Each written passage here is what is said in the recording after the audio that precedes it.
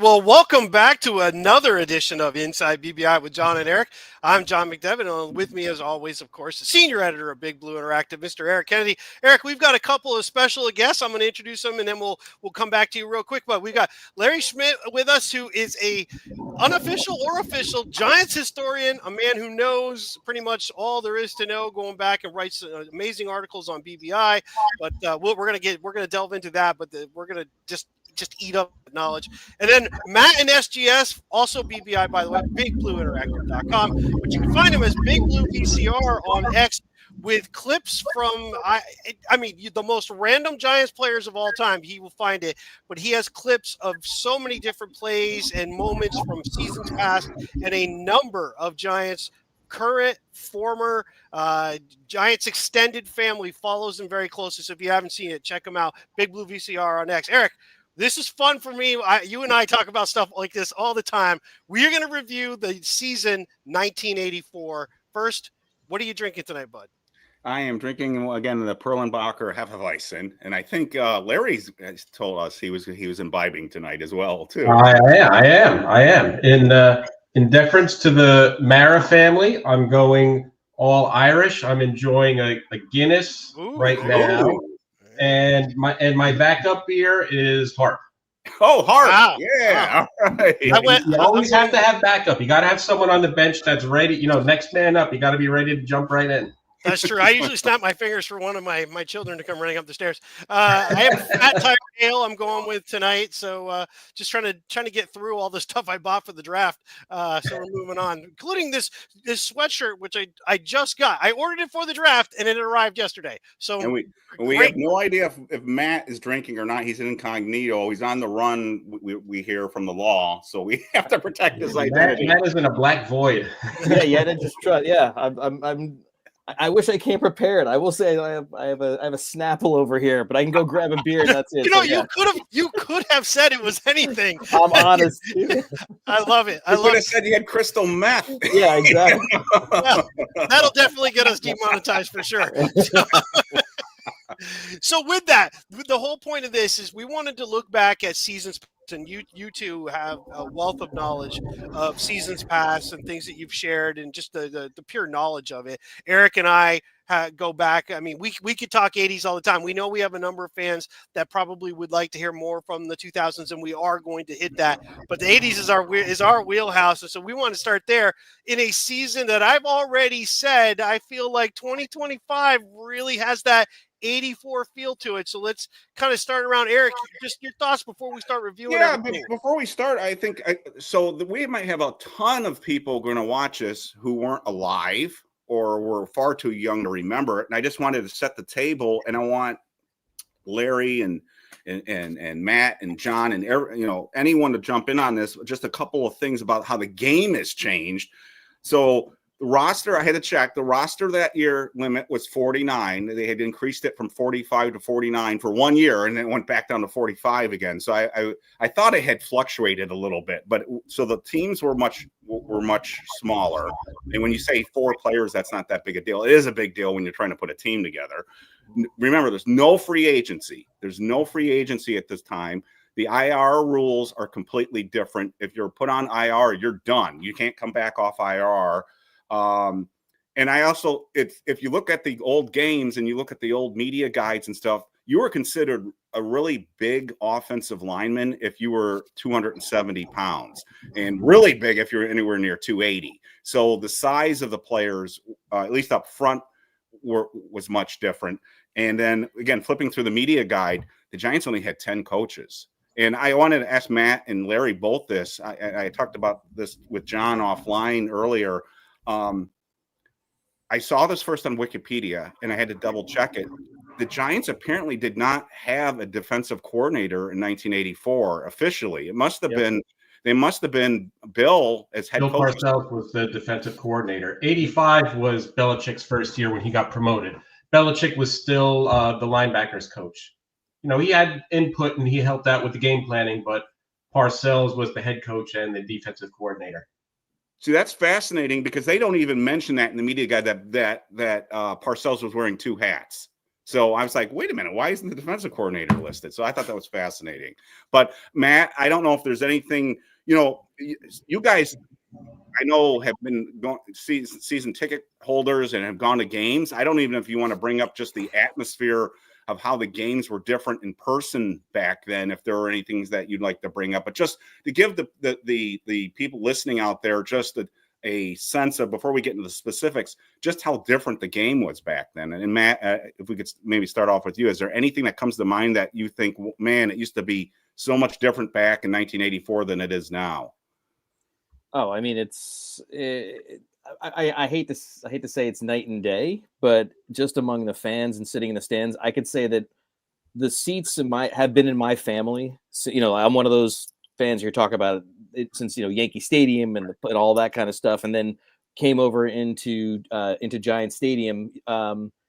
When I would go to games there in my family seats, like in the mid '80s, the fans who were sitting around were the same people you'd see year in and year out, and you knew them. You knew their families, you knew their kids. I mean, my section was lower level end zone. Mm-hmm. I think like section 124, something like that back then, or 120.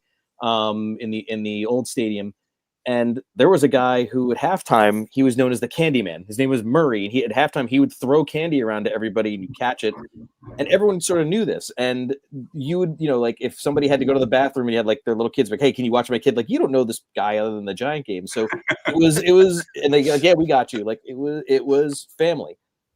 It was also the only thing you paid attention to, and obviously there was not. There were Watchmans. I know I posted a thing the other day about my old Watchman, but there was no cell phones. There's no cameras taking pictures of yourself. You weren't checking fantasy scores. All you knew was the game in front of you, and if they happened to say the score on the, you saw on the scoreboard, or they made an announcement in the game. So you were 100% invested in what was happening on this field. So that's why when sometimes I show these old clips, especially from the '80s, you see the crowd like louder than ever, and it's unfair to compare today because the team has been winning, but you see everyone is into it. Everyone is like a Giant fan. You didn't see that many fans of other teams there as well.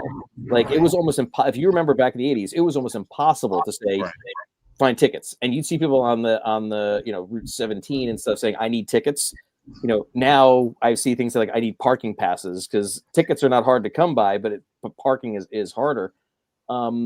It's just that whole feel, and I'm hoping that if the Giants start actually winning again, that will change a lot of it. That's one of the biggest things is wins and losses, but just the atmosphere, the fans, the family feel.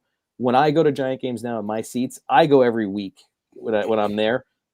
I can't tell you the people who sit in front of me and sit behind me every week are somebody different, and it's they have StubHub or whatever they're coming. So that feeling is long gone. It's been gone for a long time. The PSLs, I'm sure, had a big part of that, but yeah, it's a bygone era. Unfortunately, that I don't know if it's gonna come back. Maybe if the Giants start winning, people consistently come, but right now it's not the way it was anymore. And Larry, I think to support what Matt just said, so I am not crazy. It was louder back then, right? You and I. It absolutely was. That like Matt. I was a third generation season ticket holder. My grandfather first got the tickets at the old Yankee Stadium. The year that sticks in my mind is 1961. Like I know my father used to tell me about being at the championship game against the Packers in '62 and how that's the coldest he ever was in his life. And I unfortunately I had to give up my tickets after 2009 when the Giants moved out of Giant Stadium.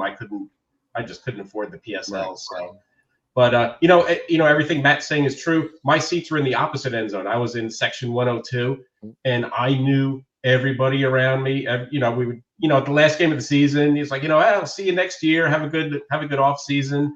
And like I always remember, there was this one guy in the cold weather games. He had this blue and red knit like beanie hat, and it had a Giants helmet with the NY with the single bar, and he was, I bought this hat in the Yale Bowl in 1973, and it's like you knew everybody, and you were friends, and if you had to go to the concessions, you could leave your jacket there. You don't have to worry about anyone stealing your wallet or anything. It's that's how it was. They were like your friends and kind of like extended family. All right.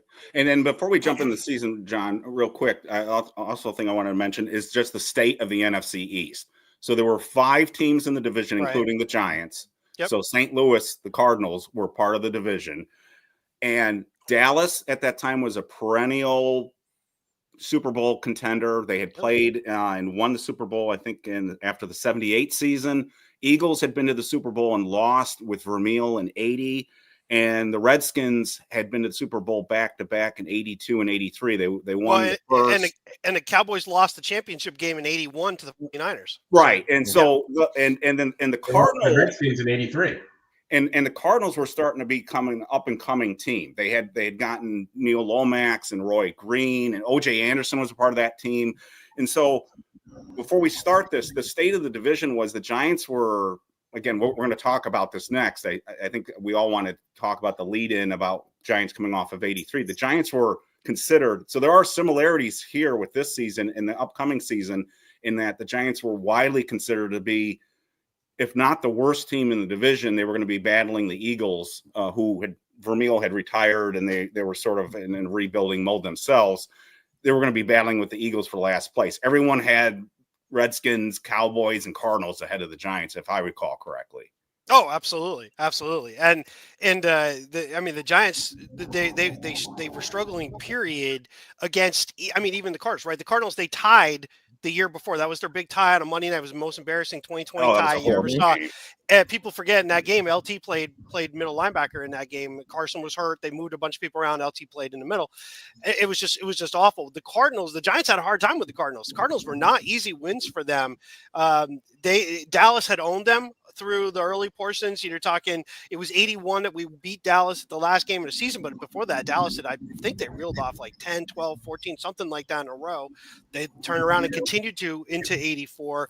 Washington, we would win, lose, kind of okay there. And Philadelphia was sort of an up and down thing as well. In 81, we split with them and we took them in the playoffs. 82, we had a really bad year, but if I remember correctly, I believe we beat Philadelphia in one of the games. And then 83, again, Giants just fell completely apart. So we struggled with a lot of those teams and a lot of huge question marks coming out of that 83 season. Before we start that thing, there was one little tiny Bill Belichick thing I just want to say. Bill Belichick, and SC Giants fan said he didn't realize either that he was and I'll admit, I did not realize it either. I thought he was the defensive coordinator. It wasn't until the next year. Next year is 85. That's still 16 years before his current girlfriend was born. I just wanted to throw that out there, just for the heck of it. Is this the fiance now? Apparently engaged. Yes. Dear Lord. So anyway, there we go. So the off season, right? The 83. We knew in 82, Ray Perkins announced midway through the season he was going to go to replace Bear Bryant at Alabama. He was leaving. Giants elevate Bill Parcells. He becomes the head coach. The Giants, early in the season, it wasn't a horrible start, but then the wheels started to come off. They finished season 3-12-1. Very reminiscent of last year, 3-14. So here the Giants are rolling into the offseason. There were a lot of questions. So for you guys, we'll work our way around. I'll start with Larry, with you. There were a lot of questions at quarterback for the Giants. Phil Simms had been injured. He got injured late in 81. So he didn't even play in the playoff games, the last few in the playoff game. Missed all of 82 with a bad knee. Did not win the starting job with Bill Parcells in 83. Finally replaces Bruner, I believe, against the Eagles. Was really rallying the Giants. People were behind it. Smashes his thumb on a follow-through on a pass that absolutely destroys his thumb. He's done for the season. So he essentially played not even one complete game since the mid to late portion of 81 coming into 84. The Giants were looking for quarterbacks, and one of those quarterbacks was Warren Moon. Indeed, he was. So Simms hadn't played. He dislocated his shoulder against Washington. I think it was week 10, 1981. And, other than a couple of mop-up appearances in 83, including the one where he had a compound fracture of the thumb on his throwing hand, he hadn't played in almost 3 full years. So the Giants, Warren Moon was leaving the CFL. He had won 5 consecutive Grey Cups with the Edmonton Eskimos, and he announced he's coming to the NFL. And the Giants, the Oilers, I think Seattle was interested, and George Young was very interested. And, there were other things going on with the Giants. At the end of '83, you had the whole Howard Schnellenberger mess with Jimmy the Greek and George Young, that fiasco. Lawrence Taylor signed the contract with the New Jersey Generals, Yes. the USFL. Yep. The Giants had to lawyer up. They had to go to arbitration to buy that out, which cost them, I could never find the exact amount, but it was a large amount of money. That hampered the Giants' ability to make a good contract offer to Warren Moon. He ended up going to the Houston Oilers because Warren Moon was looking for a lot of money. They were able to meet those demands. And you can't help but think, if Lawrence Taylor signing the contract with the Generals and the Giants having to buy it out, that ate up their reserves. If that didn't happen, if Warren Moon would have been the Giants starting quarterback opening day of 1984 rather than Phil Simms. And that changes everything. All the Giants history that came after, because, with this season, Phil Simms for 5 years never played a 16-game season. He had a shoulder injury, a knee injury. He almost lost a thumb on his throwing hand. All of a sudden, he's on this fantastic upward trajectory where 84, he has a 4,000-yard season. 85, he doesn't hit 4,000 yards, but he's better. He goes to the Pro Bowl. He's the MVP of the Pro Bowl. Correct. 86, the Giants are 14-2. He had some ups and downs, but he's the Super Bowl MVP. He's the first guy to say, I'm going to Disneyland. If Lawrence Taylor doesn't sign that contract with the Generals, maybe Phil Simms is the quarterback of the Houston Oilers or the Seattle Seahawks and not the Giants. I never made the connection with the pursuit of Lawrence Taylor and the financial. Those all happened at the same time. That was January 1984. Yep. Parcells and Schnellenberger and George Young and Jimmy the Greek, Lawrence Taylor and Donald Trump and Phil Simms. But the way it played out, it turned out to be for the best. But at the time, nobody knew. Nobody had any idea. Yeah, when you Matt, look back through 45 years, it's like, wow, like that actually worked out perfectly. Matt, my recollection of this, again, I wasn't in the immediate New York City area. I was in upstate New York. So when this was all going on, where I was getting my news, it's sort of supporting what you said earlier. There's no internet. So no one knows about what's going on in terms of looking up in the computer and finding the news.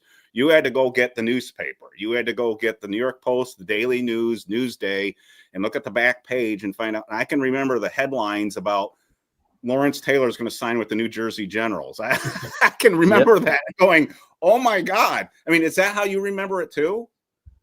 Oh yeah. Yeah. I remember it was, and it's funny you mentioned the USFL in this whole thing is such a key piece of everything that happened, because USFL starting in 83 and then coming through and starting to get a lot of swell. And once the Generals were sold, because the Generals didn't start with Donald Trump, it was another guy. I think he was an oil guy from Texas who started it up, and then eventually Trump came in later, and that's when he went and he signed Brian Sipe, and then he went and got Herschel. Herschel Walker came before him, but he went after he got Brian Sipe. He got the safety Barbaro from the Chiefs, so he was building up this whole big thing, and he wanted Lawrence Taylor, and it made it all over the papers and the press, because at the time Donald Trump was very close with George Steinbrenner, the Yankees, and he saw Steinbrenner as like, you get the big ticket guys. Lawrence Taylor is the big ticket guy. So you saw this in the papers, you heard about it, again, there was no WFAN, there was no internet, so you would watch the New York broadcasts for news, and Warner Wolf may mention it at some point and say that, Warner Wolf. and say that, let's go to the videotape. Yeah, let's go and say, like Lawrence Taylor is signing with the Generals. And when Larry, when you mentioned Schnellenberger, the funny thing is that the USFL is the whole reason why Schnellenberger didn't come to the Giants, because there was I think there were the Washington Federals was the name of the USFL team. And they were like the bad news bears of the USFL. Like they were losing all over the place. It was like a joke. And at the time, the Redskins were like back-to-back Super Bowls. So people in DC watching this horrible team, nobody went to it. So what they were doing is they decided to move the Federals to Miami. They're relocating to Miami. And at the time, Schnellenberger had just won the national championship for University of Miami. So when the Giants went to, and because George Young, I believe, coached underneath Schnellenberger with the Baltimore Colts in the 70s. And then when Schnellenberger went to the Dolphins as offensive coordinator later on in the 70s, that's when Young went to the Dolphins also in their front office. So Young and Schnellenberger were very much like attached to each other. When he offered him the job, one of the main reasons why Schnellenberger said no was because this franchise from the USFL was moving to Miami. They offered him the head coaching job, they offered him the GM job, and part ownership. Wow. So once he had all that, he's like, all right, well, I'm not coming to the Giants. I'm going to stay here. And then Young's like, okay, I'm just going to stick with Parcells. So the USFL, between Taylor causing this havoc going over there to go to the Generals, then the USFL basically messing up their whole plans to get Schnellenberger, that's in this whole mix of everything going on. And the other part of it, I know Larry mentioned, Warren Moon. They were also in competition to find quarterbacks because the USFL was grabbing all the quarterbacks they could. They got Jim Kelly, they got Steve Young, and there was a whole fight to get like as many people as they can over there. So the quarterback pickings was very slim. So once things fell through with Moon, because they didn't have the money to go after him anymore, the Giants were almost forced to take their plan Bs all over the place. Plan A was not Parcells in '84. It was Schnellenberger. You had to go to Parcells. Plan A was not really Sims. It was Moon. Now you got to go back to Sims. So all this stuff came together because the USFL messed it all up for the Giants and forced them to go down this path. But they did do okay with the USFL this year. They did get Chris Godfrey. He was a defensive lineman with the Michigan Panthers. He came to the Giants in '84, and they moved him to the offensive line. Right. And he didn't start right away, but he became a key contributor to the line midway through the season. And we'll get to a game in the middle of the year where the birth of the Suburbanites happened, and that involved, Chris Godfrey starting at right guard, which he did, all the way through '86. Yeah, I want to when we get a little farther in, I want to talk about the offensive line. I didn't realize I knew there were some changes in '84 on the line, but I didn't realize that Benson had started off at right guard that year. I completely William Roberts was the left tackle. Yeah. He was number one. He was one of the 2 first-round draft picks. Yeah. So, but Robert and Carl Banks. So because we could spend a lot of time on the USFL, and I think if anyone's listening out there who's learned anything about this, is the USFL was actually the most serious challenge probably to the NFL. It was a legit league. You can hear the names. So people who weren't alive or don't remember this, you can hear that we're talking about Jim Kelly, we're talking about Lawrence Taylor possibly going there. They were legit. So that. But Matt, I never made that connection either with Schnellenberger and not coming to the Giants too with the Miami connection. So I'm learning something. Yeah, what's even funny about that is the Miami franchise never happened because once they were putting on their place, the owner of that Miami franchise realized that the plan was to move to the fall. Yeah, and exactly. challenge the NFL, because ultimately the goal of that whole thing move to the fall was they were trying to basically force a merger, similar to the NBA and the ABA in basketball.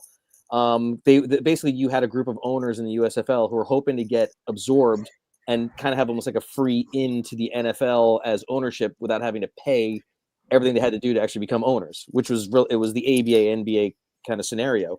So once that owner from Miami realized it was happening, he pulls out as the lead guy to kind of to push this through. Then Schnellenberger is in no man's land because Jimmy Johnson takes his job in Miami, the University of Miami. The Giants are sticking with Parcells. It got all lawsuity at that point. And that franchise that was supposed to be Miami moved to Orlando, and the head coach of that Orlando team was Lee Corso. So Lee Corso became the guy. So the Schnellenberger, Parcells, Lee Corso all came together because the whole thing blew up when they realized they wanted to move the USFL to the fall. Oh, and started to the Jimmy Johnson thing too. Yep. So, that put Jimmy Johnson in Miami, which then built him up to eventually take over the Cowboys. So domino effect. The cross connections are amazing. It's incredible. The names that you bump into that you find by accident, like when I go in the old newspapers, it's sometimes it's just remarkable. So John, I think you should set up I don't think you can understand 1984 unless you understand 1983. I don't think we should spend too much time on it, but do you want to lead in with that? Yeah, sure. 83. So you're coming off the Giants make the playoffs in 81. The first time in 18 years, Giants make the playoffs, and they win a playoff game, which was in Philadelphia. It was a big deal. Me as a young teenager who had dealt with all my Cowboy fans and 49er fans and all that crap around me for years and had to listen to how bad the Giants were. We finally won. We won a playoff game. 82 rolls around. You got the strike season that screws up everything. It was kind of a weird thing overall. Giants finished 4-5. Sims had missed the entire year. So you still kind of felt like, that was just a little weird thing here. 83, new coach, but he was already on the team. The team started off decently. It wasn't bad, but the wheels just started coming off. Injuries started piling up. The play was bad. Parcells had chosen to go with Scott Bruner over Phil Sims, and that was a bad decision in itself. And as we already talked about, Phil gets to come in a game. He gets hurt. It is a nightmare. Obviously, everything that could go wrong in that season went wrong. They lost in every way imaginable. And quite frankly, Parcells is lucky to, as we already discussed, he's lucky that it came back in 84. So you're coming off a really horrible season. You go in, there's no free agency, but the Giants did dabble trying to get Warren Moon from the CFL. Now the draft rolls around and the Giants are picking very high and everybody's pegging the Giants to maybe take a quarterback, maybe take a running back, maybe do this or that. The Giants go and take a player at a position that they were already pretty stacked at, and they go and get Carl Banks with the 3rd pick of the 1st round. That sounds oddly familiar. Didn't we get a linebacker in the 3rd pick of this? Yeah, we did, Abdul Carter. And then the Giants traded back into the bottom of round 1 in an almost unheard of kind of way. We traded with a division rival to move back into the bottom of round 1, and that's where the Giants get William Roberts. So we get 2 first-round picks. God, the Giants did that again this year, too. 2 first-round picks. The parallels are crazy. So that's where we were leading into. John's going to live and die with that parallel. I am. If it goes really badly, this is going to suck. So keep it. So that's really coming off a really bad season. And then Parcells and Eric, I'll let you tee this part up real quick because you really were in on this. Parcells had kind of decided that there were some things on the team that he needed to kind of get rid of and kind of go in his own direction. Well, I wanted to ask both our guests this question, and I guess we should let's set this up first. So, as a young fan, in 1984, I'm a teenager. So my memory, we're talking 40 years ago. So if you guys catch me in something that I'm saying where you're like, what the hell is Eric talking about? Correct me, because my memory may be hazy on this. So massive changes on the roster. What I remember the Giants, Parcells' philosophy coming after that, when he said, if I was going to get fired, I wanted to get fired with my guys. Right. What I remember is them having, as the Giants highlight tape of 1984 says, they had, I think, 22 first or second year players.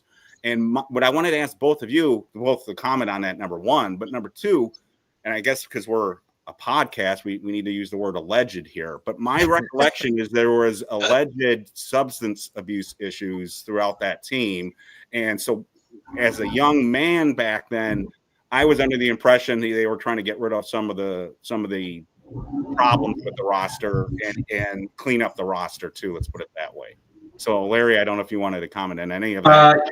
Yes, that is true. Going through the newspaper archives, it's kind of like, last year I wrote that article on the 1926 Giants, and you could see allusions, offhand comments, like rumors, coded language about, the first Tim Mara and, knowing people in organized crime. No one would come out and say it.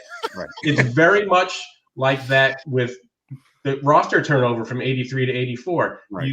There's innuendo, Brad Van Pelt, Brian Kelly, Beasley Reese, Malcolm Scott. They were guys with a reputation, who enjoyed the nightlife in Manhattan and everything New York had to offer.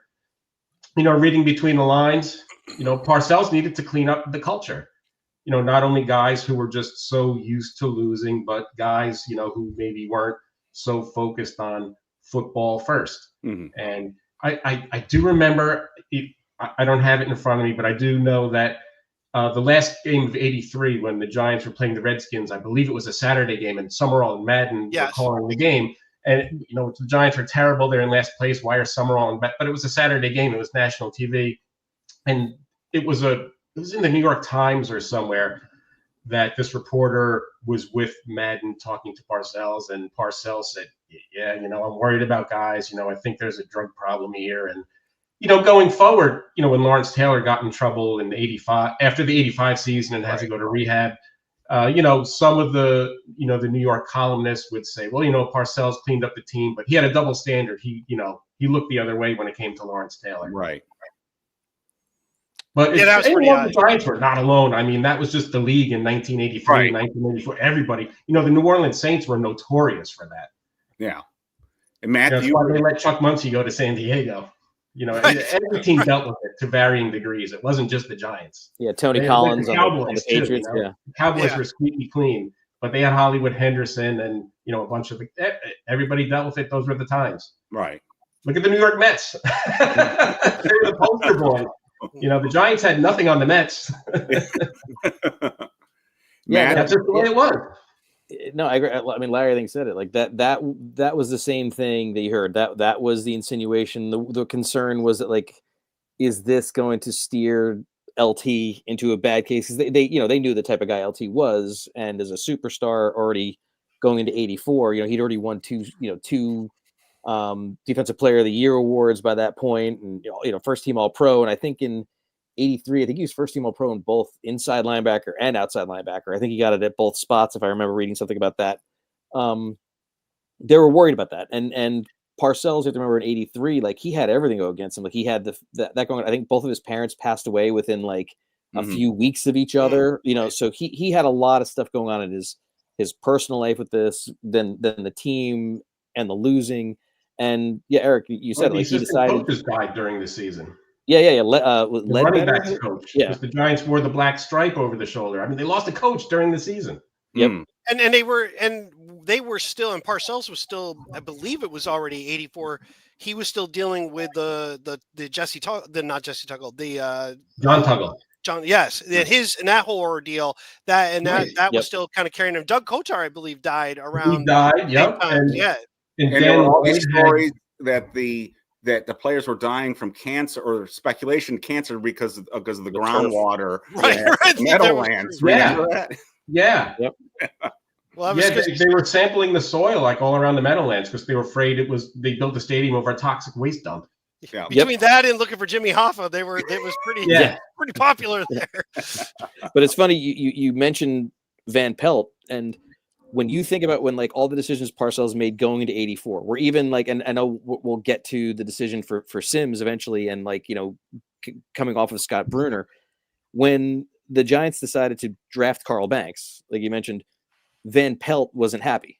Obviously, like, he realizes that he's out of a job. Like, he's now in competition for a job he's not going to have anymore. He forces his way off the team in a trade. The Giants trade him to the Vikings for Tony Galbraith. So Tony Galbraith becomes like your security blanket, third down back, to work with, which we saw later on. Meggett, basically kind of perfected it, after that. But Van Pelt doesn't want to go to the Vikings because he's a California guy. So he holds out. He forces a trade from the Vikings to the Raiders. So he ends up on the Raiders. But part of the deal was they sent a pick in 85 and a second rounder in 86 to the Raiders send that back to the Vikings. That second round pick that they sent to the Vikings was traded back to the Giants for Gary Zimmerman. Another USFL thing we're talking about here. Right. That pick turned into, I think, Mark Collins, like one of those ones. So when you go back and you look at it, that Van Pelt turned into that. When the Giants decided to move off of Scott Bruner because they didn't want him there, they traded him to the Broncos because remember, the Broncos had Elway going into second year. Steve DeBerg had decided, like, he had already lost his job to Joe Montana with the 49ers before. He goes to Denver. He loses his job to Elway. They trade him to Tampa Bay. So now they need a veteran quarterback. The Giants trade Bruner to the Broncos. He never takes a snap for the Broncos. They get a fourth-round pick. That fourth-round pick in 84 in that trade turned into Gary Reasons. Wow. So Gary Reasons, basically, Scott Bruner turned into Gary Reasons. So, so sending Van Pelt away and sending away Scott Bruner in building your roster resulted in picks that turned into, again, I think it was Mark Collins, and then it was Gary Reasons. So that's the stuff that, like, when you see how you build a roster and you build a winner, those are the moves that you make. The And stuff you know, Matt and yeah. Larry are throwing Thank you, out George today Young. is blowing my mind. This is great. Yeah. I knew it was Right, good. that's why you have a real on. GM. Yeah. George Young. He did all that. Mm-hmm. So should we set? How should we set this up, John? Let's get into the season. Yeah, well, should we talk about like the decision to start Sims and just the maybe we should take a step back and just give the fans again. I mean, we got to assume the audience, some of the audience doesn't know what we're talking about with much of this. And should we just briefly touch on the offense and the defense coming into the season as a whole?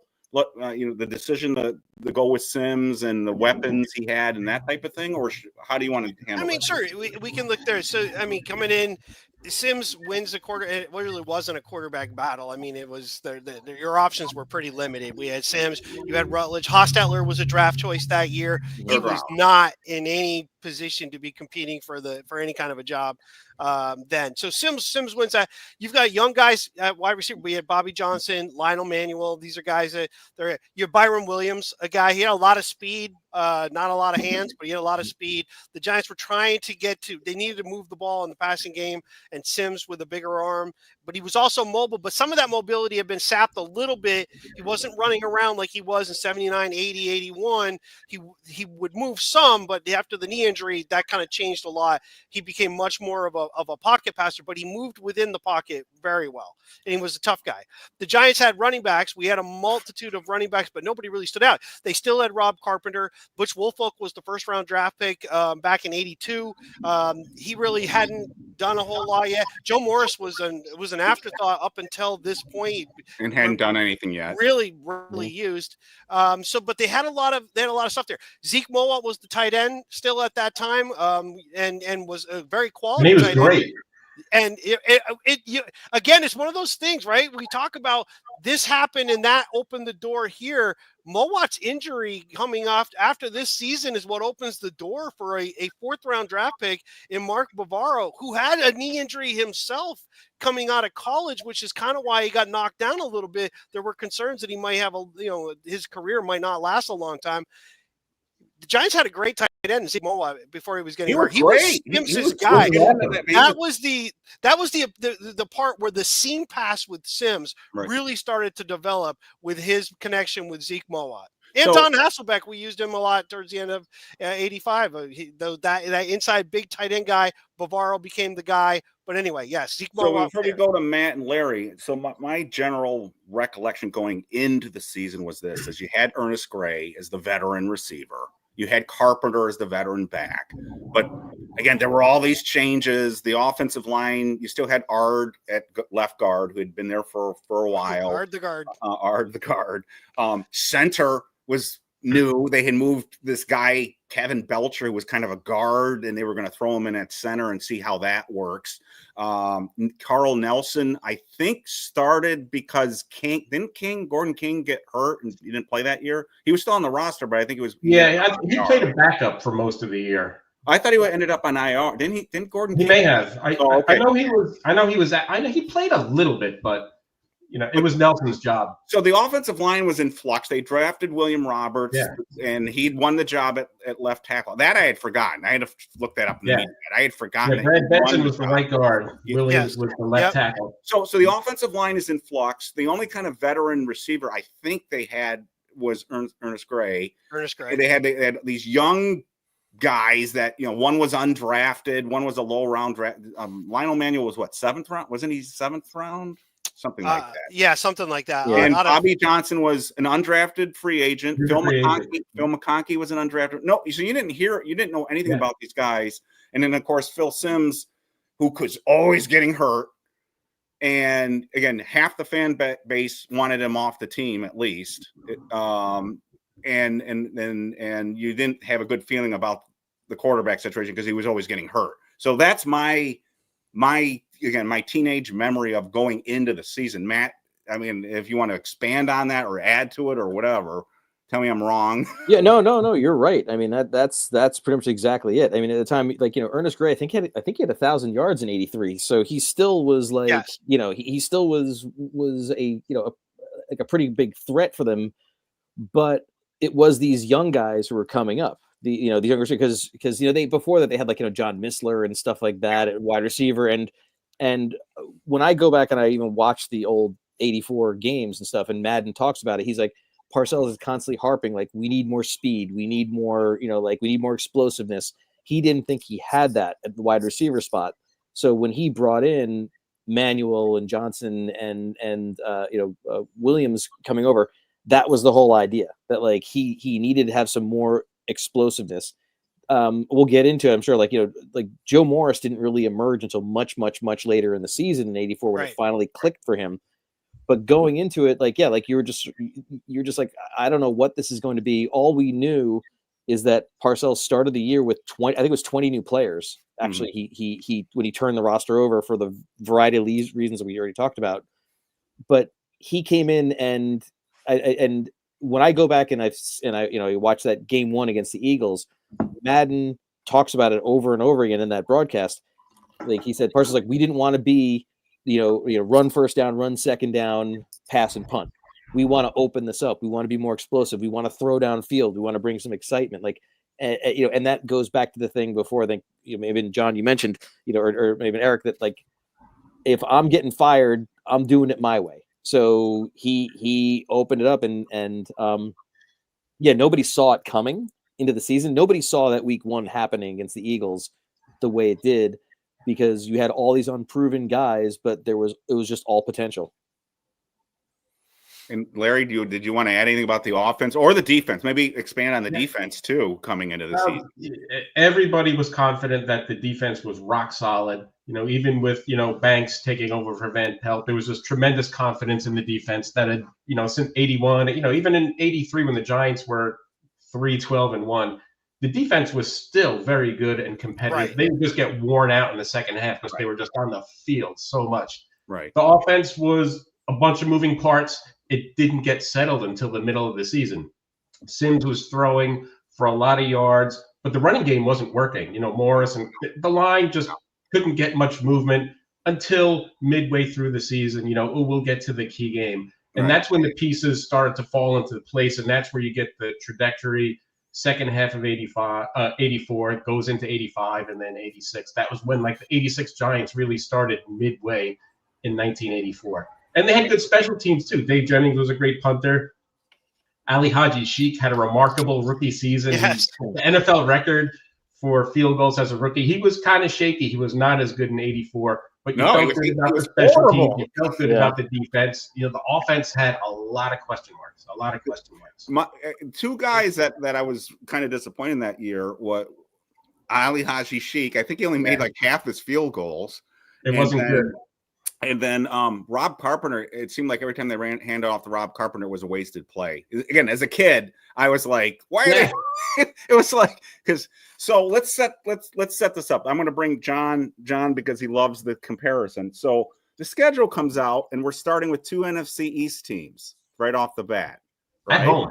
Right at home. Not road games, but they're at home. They're at home. So there's a similarity right now. So we're going to find out pretty quickly about these Giants, right? Because they're going to play the Eagles and then the Cowboys to start the season. Absolutely. So this is what Matt was talking about. This is early on in the game. Look at the quarterback all the time instead of looking at the man they're covering. Here's Sims back to try it again on first down. Going for Byron Williams. Got it.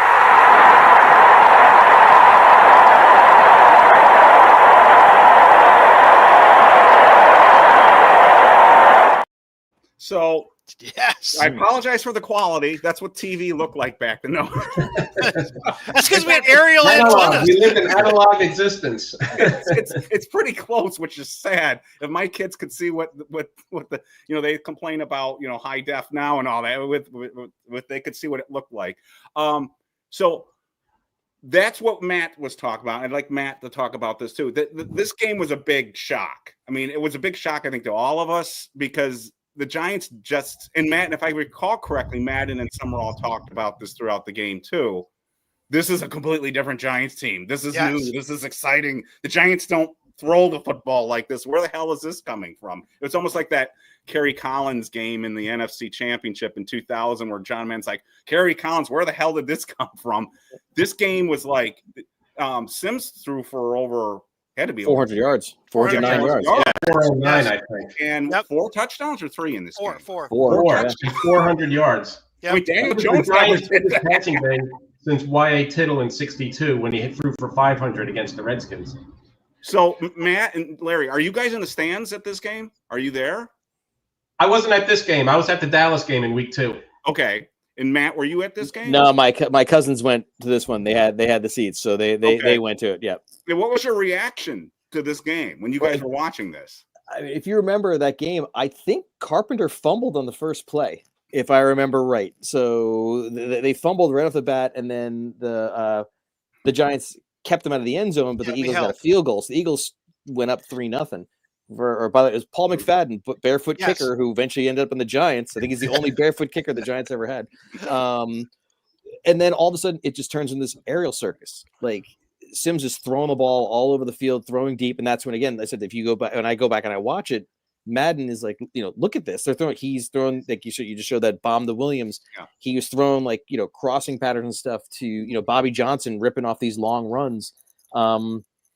They had I think like some deep passes to Mowat along the way too. So it just was it kind of came out of nowhere. And when you look at the crowd shots from that game, yes, everyone's good because there's a beautiful sunny day. Like you saw, like the sun was out that whole game.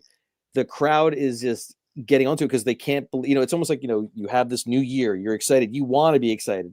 The past few years here, being a Giant fan, like this, you felt like the season was over as soon as it started.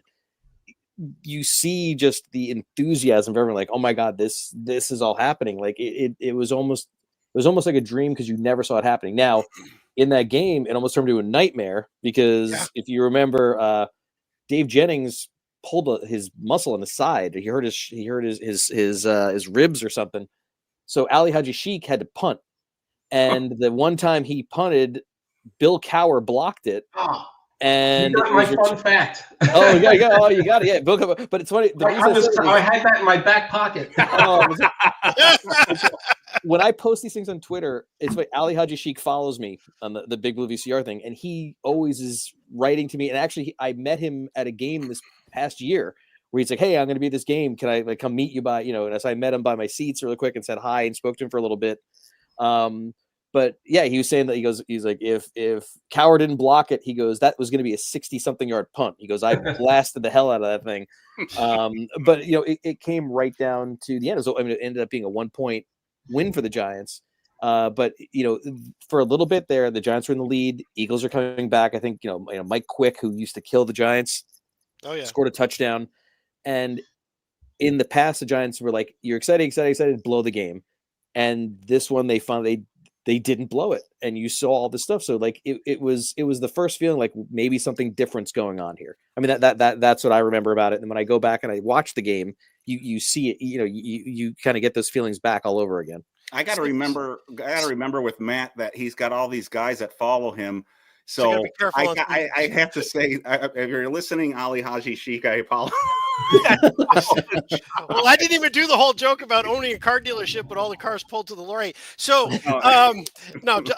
listen, he was amazing in his rookie year. I mean, it stinks that you're a team that you're rooting for your field goal kicker, but he hit a number of 50-yarders back before 50-yarders are like commonplace. They were not commonplace back then. But go back to the game, right? The first touchdown pass is Sims to Mowat. It's a seam pass down. Mowat makes the catch. Great. Later, it's the 65-yarder to Byron Williams. 2 more touchdown passes to Bobby Johnson. These were things that Giants just didn't have. But keep in mind, though, Phil Simms actually had an amazing opening game way back when he had I 80. Was it a 5-touchdown passing game? Yeah. St. Louis. Ernest Gray's biggest game, and so this was just. But you brought up a great point, Matt. If you think about it, right, just think about last year, right? For all us Giants fans, think about last year. The second the Giants offense came on the field, and that first pass to the left by Daniel Jones that ends up losing like 6 yards. It's just a horrible. The whole thing is just horrible. Every bit of energy and goodwill from the preseason was gone in one play. Rob Carpenter's fumble did not do that. The Giants defense stood up, kept them from getting in the end zone, kept them to a field goal. And then the Giants offense, it took a little bit. It wasn't immediately, but it took them. And all of a sudden it started to click. And then it clicked some more. And having a 400-yard passing day from Phil Simms, that really set the tone for what 84 was going to be like. And Larry, any general impressions from that game? Matt really nailed it. He captured everything. Just the one piece to it is I remember when the Eagles cut it to 28-27, they kicked off to the Giants after the block punt. The Giants ran the clock out. They kept feeding the ball to Carpenter, and they moved the chains, and the Eagles burned up there. So the Giants had the time of possession, the last 5.5 minutes of the fourth quarter. The Eagles never got the ball back. And even though for most of the season the running game wasn't there, they barely averaged, I think, 3 yards per carry. But for the last 5 minutes of that game, they just ran the ball, and they moved the chains, and they ran the clock out, and they never gave the Eagles a chance. And if you remember at the end of that game, the naked bootleg that Simms ran twice in 86 against the Redskins and against the Broncos in the Super Bowl, he did that to the Eagles in 84. It was the same thing when he came around, and that's how he got like one of the late first downs to help kill the clock. Yeah, so, and that's when quarterbacks could get away with that. They would call a running play in the huddle, and he would kind of look at the line and say, "Oh, I have an opportunity. I'm just going to keep it," and it would be a truly naked bootleg. Like right. None of the other 10 guys on the offense knew Simms was going to do that. So and that, I remember that happened. I remember Bruner did it against the Cowboys in 81 too. Yep. Like he just didn't tell anyone. He's like, "I'm going to keep it and I'm going to go." Oh, that's right. All right, so that game's probably a fluke, right? The Giants win. That's not going to happen again. It was a good feeling, but so young Eric is at home. I'm supposed to be mowing the yard at this point. I turn on the game. If I had been smart, I would have mowed and had it done. My mom's yelling at me, "Go mow the yard." I'm like, "Nah, I'm watching the game, Mom. I'm not right now." And right after I said that, this play happened. 2nd down and 6. Another first down and more. Byron Williams. Hey, what a run. What a touchdown. What a touchdown. And listen to this crowd.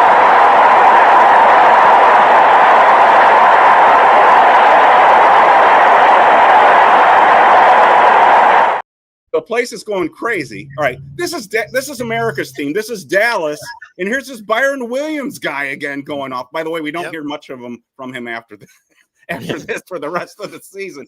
At least I don't remember him making too many plays after this. But I'm like, oh my God, what is going on with the New York Giants? Where's this passing game coming? And I was mad at Matt because he posted this on his Twitter feed yesterday, and I'm like, you stole the thunder. Well, he did it to me with the Bill Cowher block punt too. So that's just Matt's game. He's an silent assassin. But Matt, that's what you and Larry were talking about here.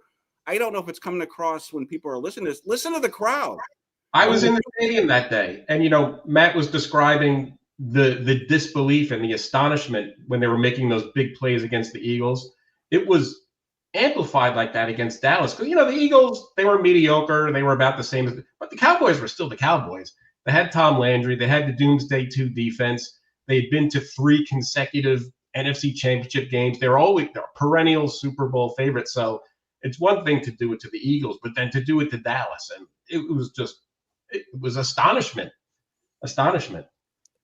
Yeah, and it gets better. and it gets better. and then so I want to set this up. I want to set this up with Matt as well too. So the Giants are up, but here comes Dallas, and you're like, oh, it's not going to stay this good, is it? And then this is the play where I went berserk. Oh, the blitz and a fumble. Hedden is racing with the ball. He's going to score. Nobody's near him. This is going to make it 20-0, and there are no flags. There is a flag down, Jack, but that flag is against the Cowboys. Will still be a touchdown for the Giants. There is no way you can watch that play. Yeah. That's one of the greatest plays in Giants history. And he ran that back. My seats were in section 102. I was right in that end zone. My seats were behind the tee. It was like he was running that ball right into my lap, and I'm just like, I mean, everybody was. It was astonishment. It's like, how is this? It's like, holy shit! I can't believe what I'm seeing. It's 20-0, man. With the extra point, it's gonna. It is one of my favorite plays from memory of the Giants ever for a number of reasons, and not to pat or whatever, not to sit there and over speak from what I said earlier, but that play right there is exactly what I said that Abdul Carter brings to the Giants' ability right now. Look where LT came from. He wasn't on the outside. He came from the inside. They let him roam, and he came up the middle on that play because the Giants still had other guys that could rush from the outside. LT came around, and he picked. And by the way, he did that twice in that game. That one went for a touchdown. The other one, I believe they recovered the fumble on that one as well. Yeah, Kennard. They didn't score. Yeah. Yes, thank you.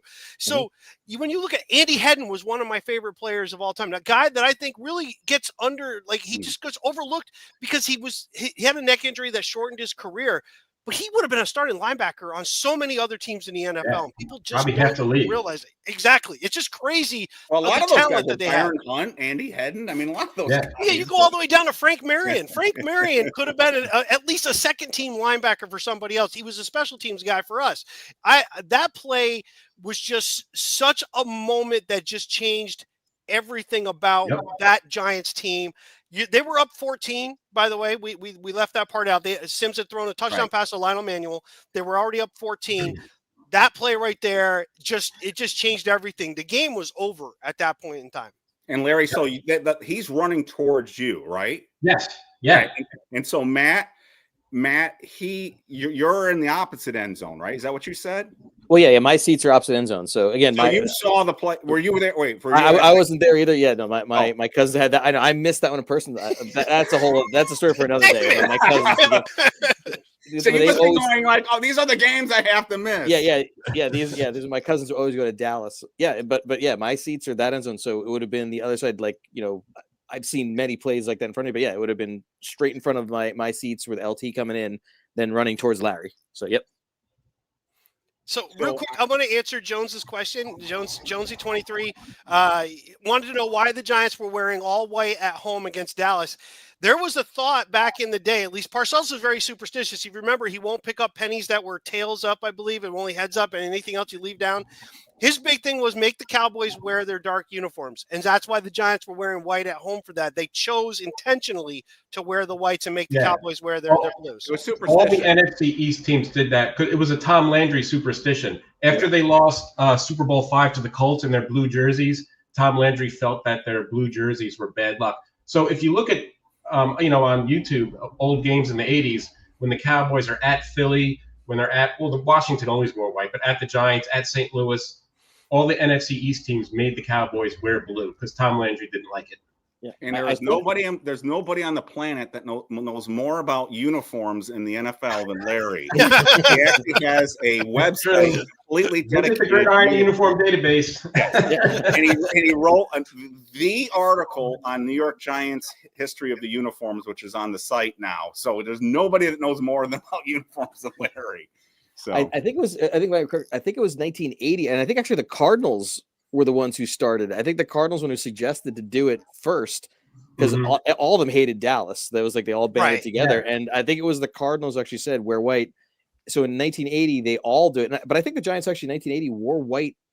Maybe they wore for all their home games in 80. Yeah. In 80 because I remember against the Raiders. The Raiders wore the blacks. Yeah. So big picture, Sims is off to an unbelievable start. I think he's thrown for 600 yards at least and 7 touchdowns. 7 touchdowns in the first 2 games. Again, and this is at a time when the passing game is nowhere near what it is like today. Any quarterback today would love to have these numbers, and this was happening back in 1984. And this is this doesn't happen to the New York Giants. And so Sims goes on to throw for 4,000 yards, which is unbelievable again for a New York Giants quarterback to throw back then to throw for 4,000. Oh, it'd be today too, but throw for 4,000 yards, and he's got 7 touchdowns after 2 games. And Byron Williams kind of disappears, and the receivers, I think Sims is mainly throwing to for the rest of the season, It's more. I think it's Bobby Johnson is a consistent starter. Ernest Gray is still kind of the veteran, but as we go into the season, Lionel Manuel, I think, starts playing more. Yes. Yep. And then, of course, Zeke Mowat's a tight end. But if you look at the overall stats for the wide receivers, they're all spread out. There's no 1,000-yard receiver on this team. I think the most catches on the team is like 48. But so they're all spread out. He's throwing to a bunch of different guys and for 4,000 yards. And this was a big start for them. It was 2-0, but it was 2-0 in the NFC East. And as everyone's been saying, it was Dallas. You don't normally see that. And there was no comeback, Matt, in this one too. There was no, you didn't worry about the like you said, here come the Eagles. They were sneaking back into this. That didn't happen with this game. Yeah, no. If you remember in the start of the second half, they're down 21-0. Dallas fumbles the kickoff. I think Byron Hunt recovers it, and then the next play, I think Sims hits maybe Mowat. I think it was Mowat for a touchdown, and it's 28-0, and then it's just a party. Like this is like again, if you go back and you watch, and Larry was there in person, the fans just it's just euphoria because again, like imagine how much fans they hate Philadelphia, like can't beat these bastards, and you finally got them, and you got them in a game that like matters. I mean, like I always like hate and think. I mean, like.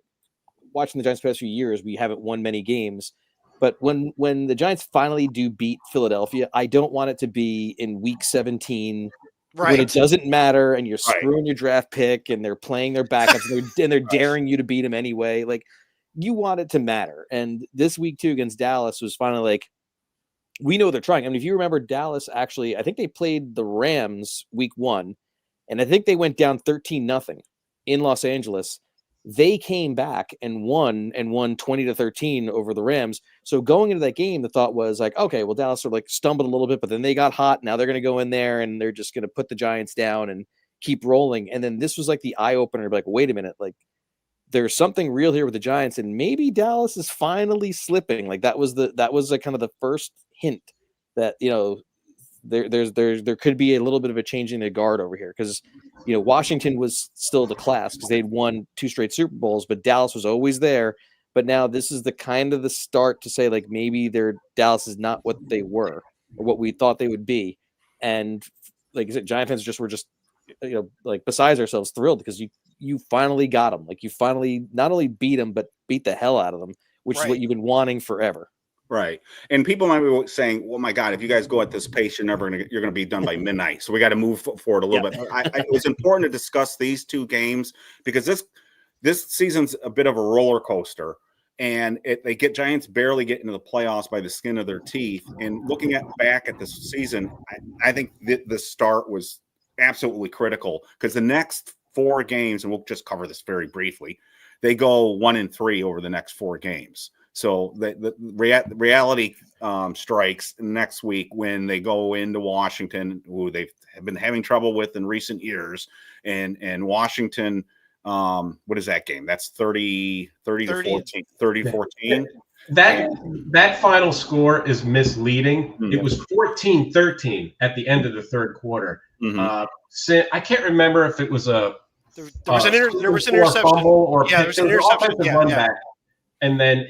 The finals for 3 quarters, the Giants went toe-to-toe with Washington, and you're thinking, oh, my God, they're going to go 3-0 and 3-0 in the NFC East. But it was kind of like, the 83 Giants kind of showed up there in the fourth quarter, and they shot themselves in the foot. And that happens a couple of times in the middle of the year. And am I wrong, Larry? Is this like a mini losing streak we're having to the Redskins at this point, right? They came back the next week. They beat Tampa Bay at home, and it was a vintage Lawrence Taylor game. Right. But as far as the Redskins, yes, they had to Tampa. But but when we lose to Washington, we're on a losing against Washington, right? I think we've lost like a few games in a row. 5 or 6 in a row. 5 or 6 in a row. They hadn't beaten them since '81. Right. That's what I thought. So it's like, oh, geez, it's skins. And I wanted you, Larry, to address this. One of the oddities, and you explained this to me a long time ago, but if I recall correctly, it was you, I think. We play Tampa Bay twice in this season. Yep. Which is an oddity. It's not in the old scheduling format when you had two divisions with 5 teams and one with 4 teams to balance out the schedule, the last place teams in the 5-team divisions would play the last place team in the 4-team division.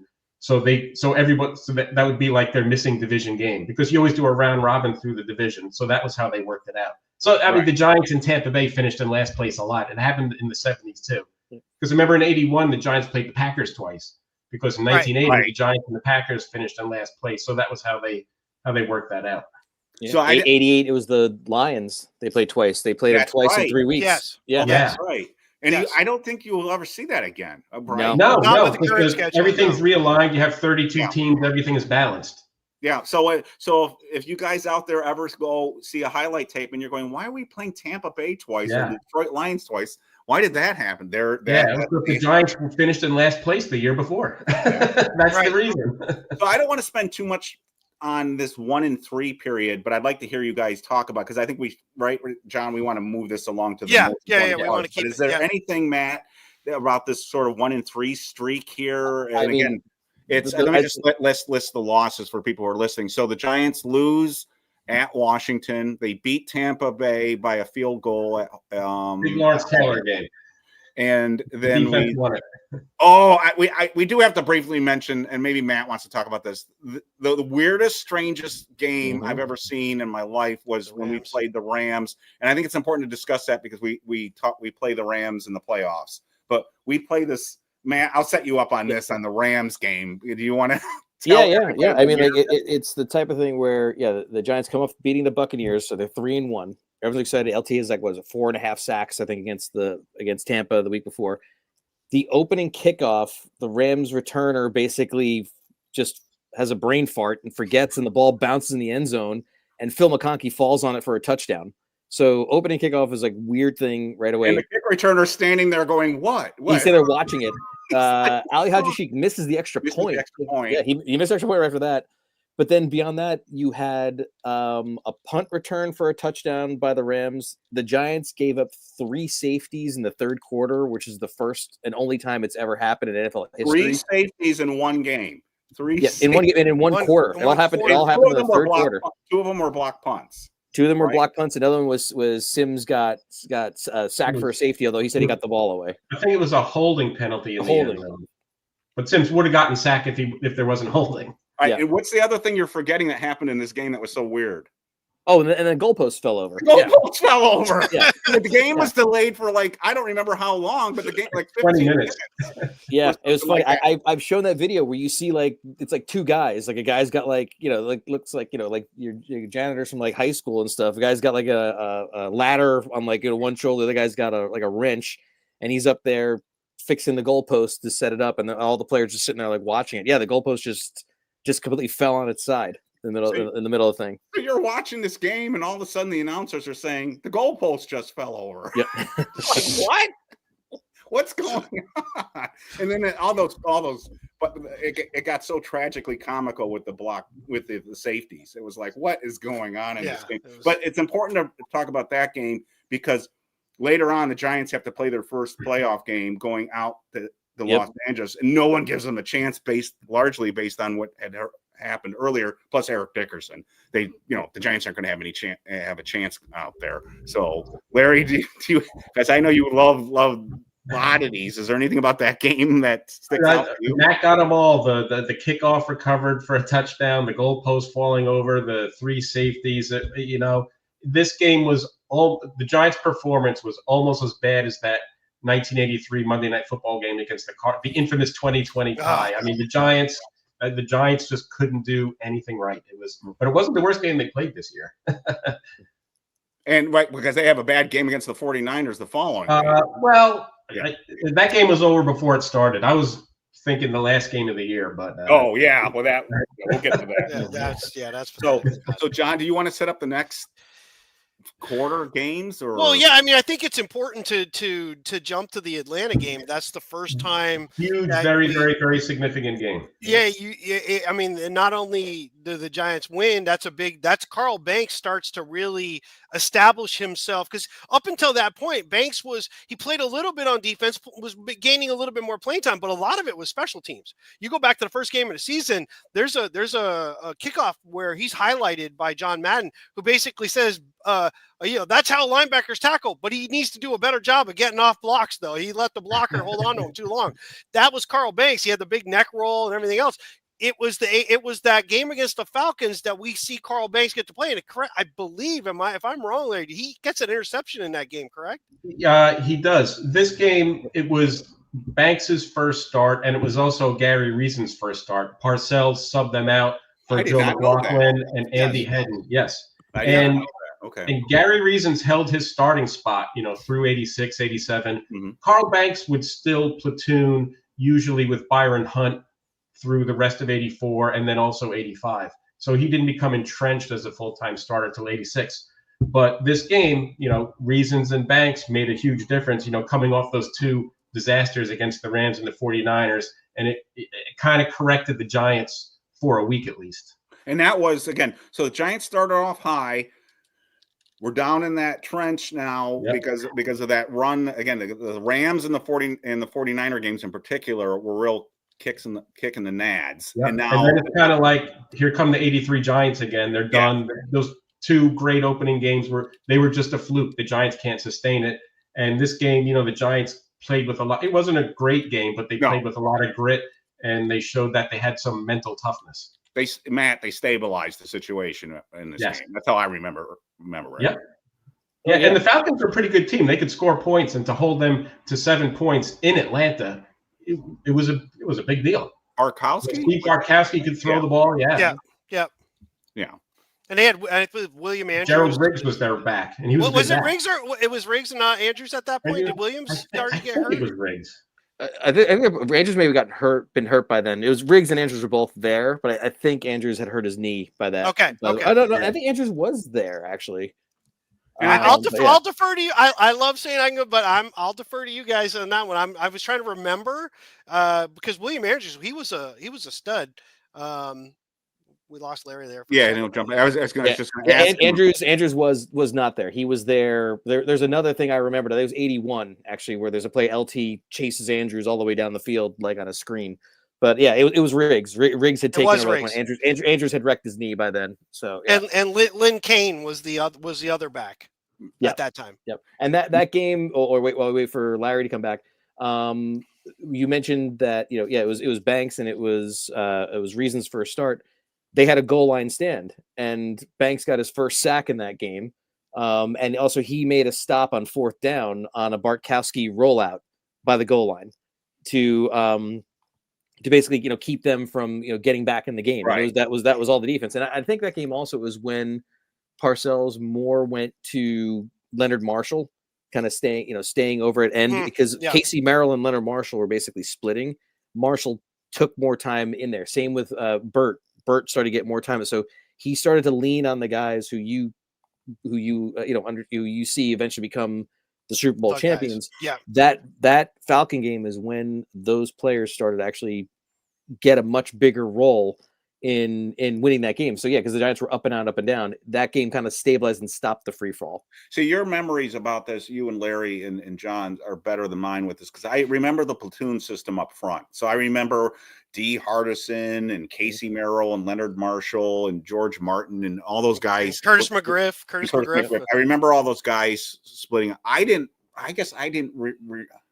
remember or didn't know that they were doing almost a platoon system at one point at linebacker too. So I do remember Carl and Gary making plays. Making plays. I'm on my backup system. I'm sorry if I look a little blurry. No, you're good. You're good. No. This is so it's the equivalent of us having the Giants 84 season having their little dip. In a slump. Yeah, yes, little dip. Here and there. Matt was just mentioning the same type of thing, and I was too. About you were talking about how Gary Reasons and Carl Banks were making plays in this game, and they were becoming noticeable for the first time. So we were talking about the platoon system. So I mentioned briefly to Matt that I remember the platoon system vividly up front. I guess I didn't remember they were sort of switching linebackers in and out at one point too. I didn't remember that. Reasons kept his starting job after this game. Banks would still he would play, but he platooned mostly with Byron Hunt. They got Andy Hedden in there too.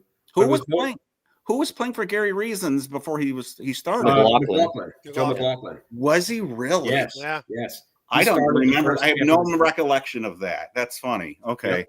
I have no recollection of that. So I just remember Gary Reasons. So what a draft class, though. I mean, I know no kidding.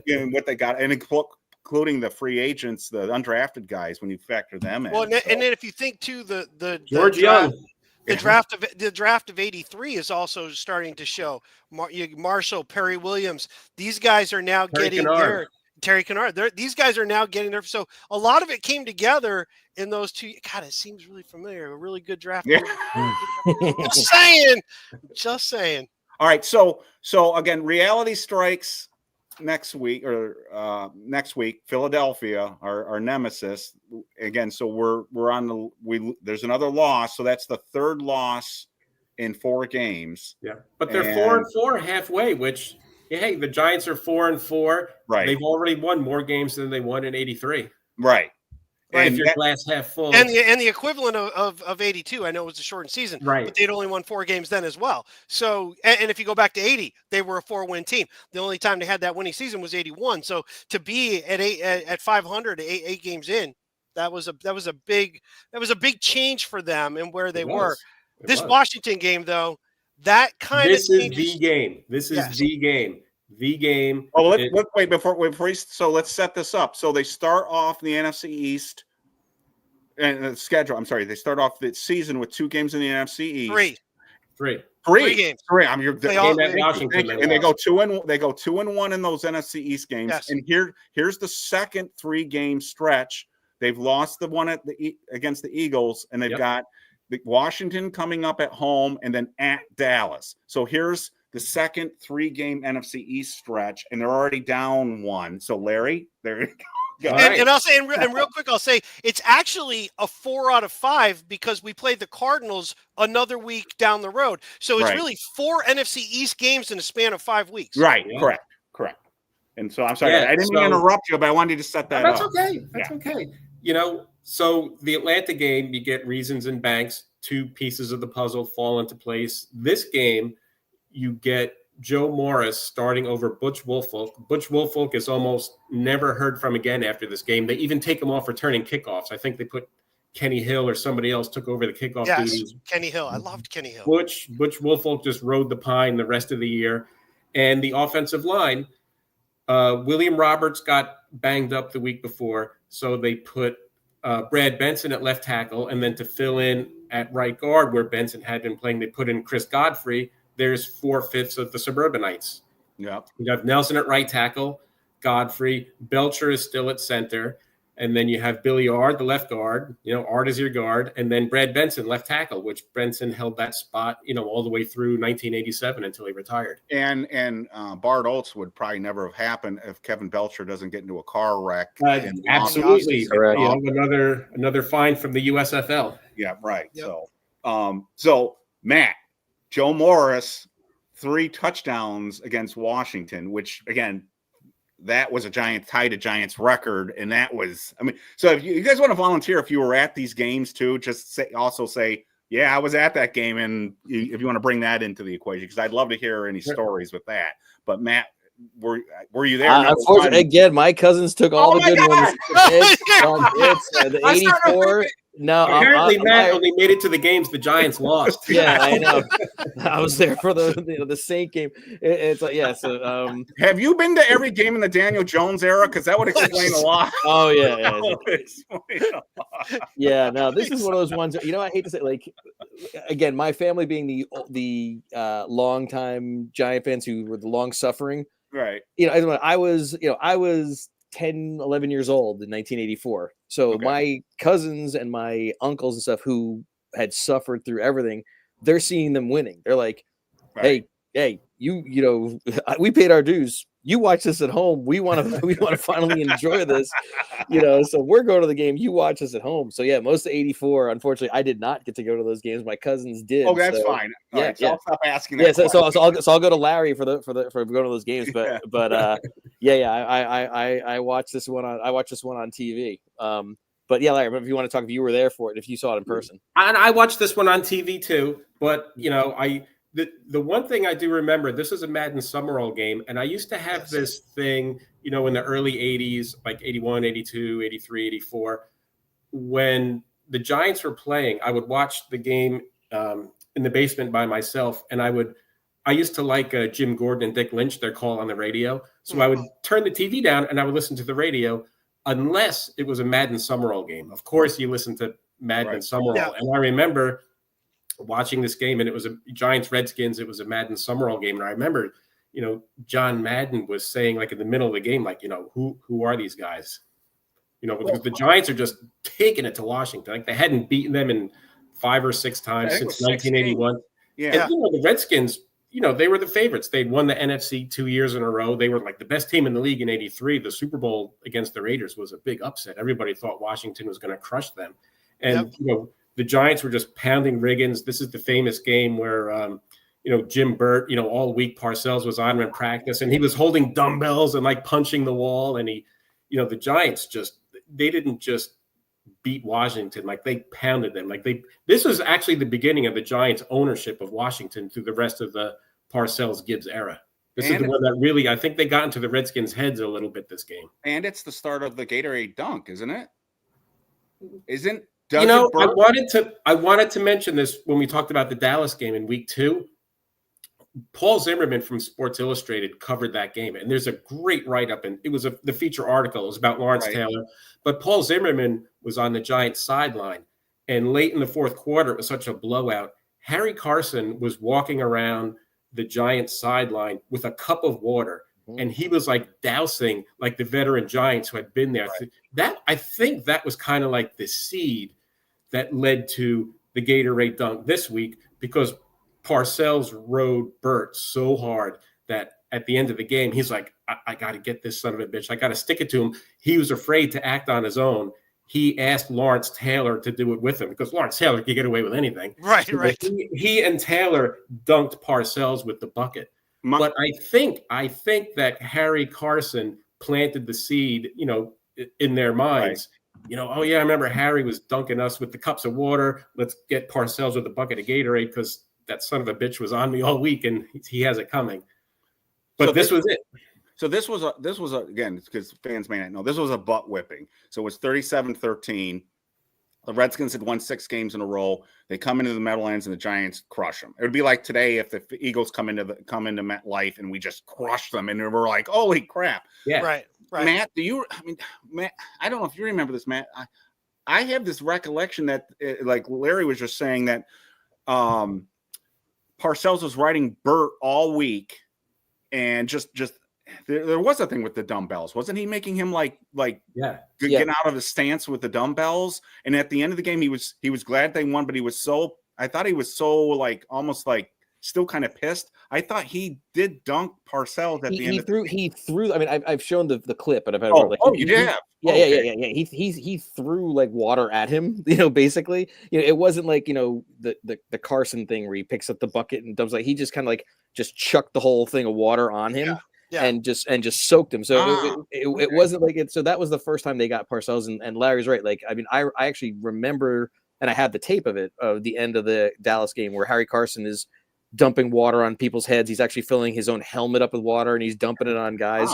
Wow. But yeah, this is the first time that like they threw it on Parcells, because he'd been killing Burt all week. The Burt can't handle like Jeff Bostic and the Hogs and everything, and he just had it. And that game, when you say it was 37-13, like it wasn't even that close. It was it could have been worse than that. It was 37-6, and the Giants called off the dogs.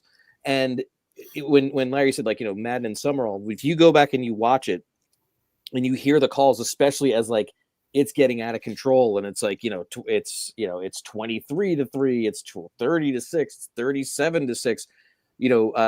Summerall was always understated in everything he would do. So you could tell when his voice would change a little bit that like something exciting, something strange is happening here.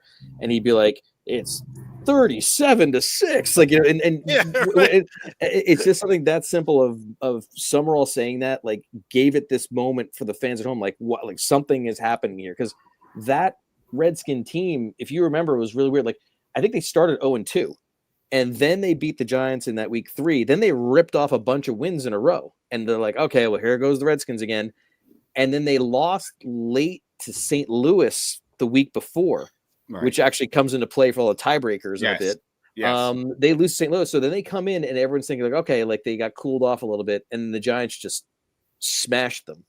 And that and you're right, like that changed the moment. Like, and if we think ahead, like, my God, I just want to be there when we finally start to beat Philadelphia.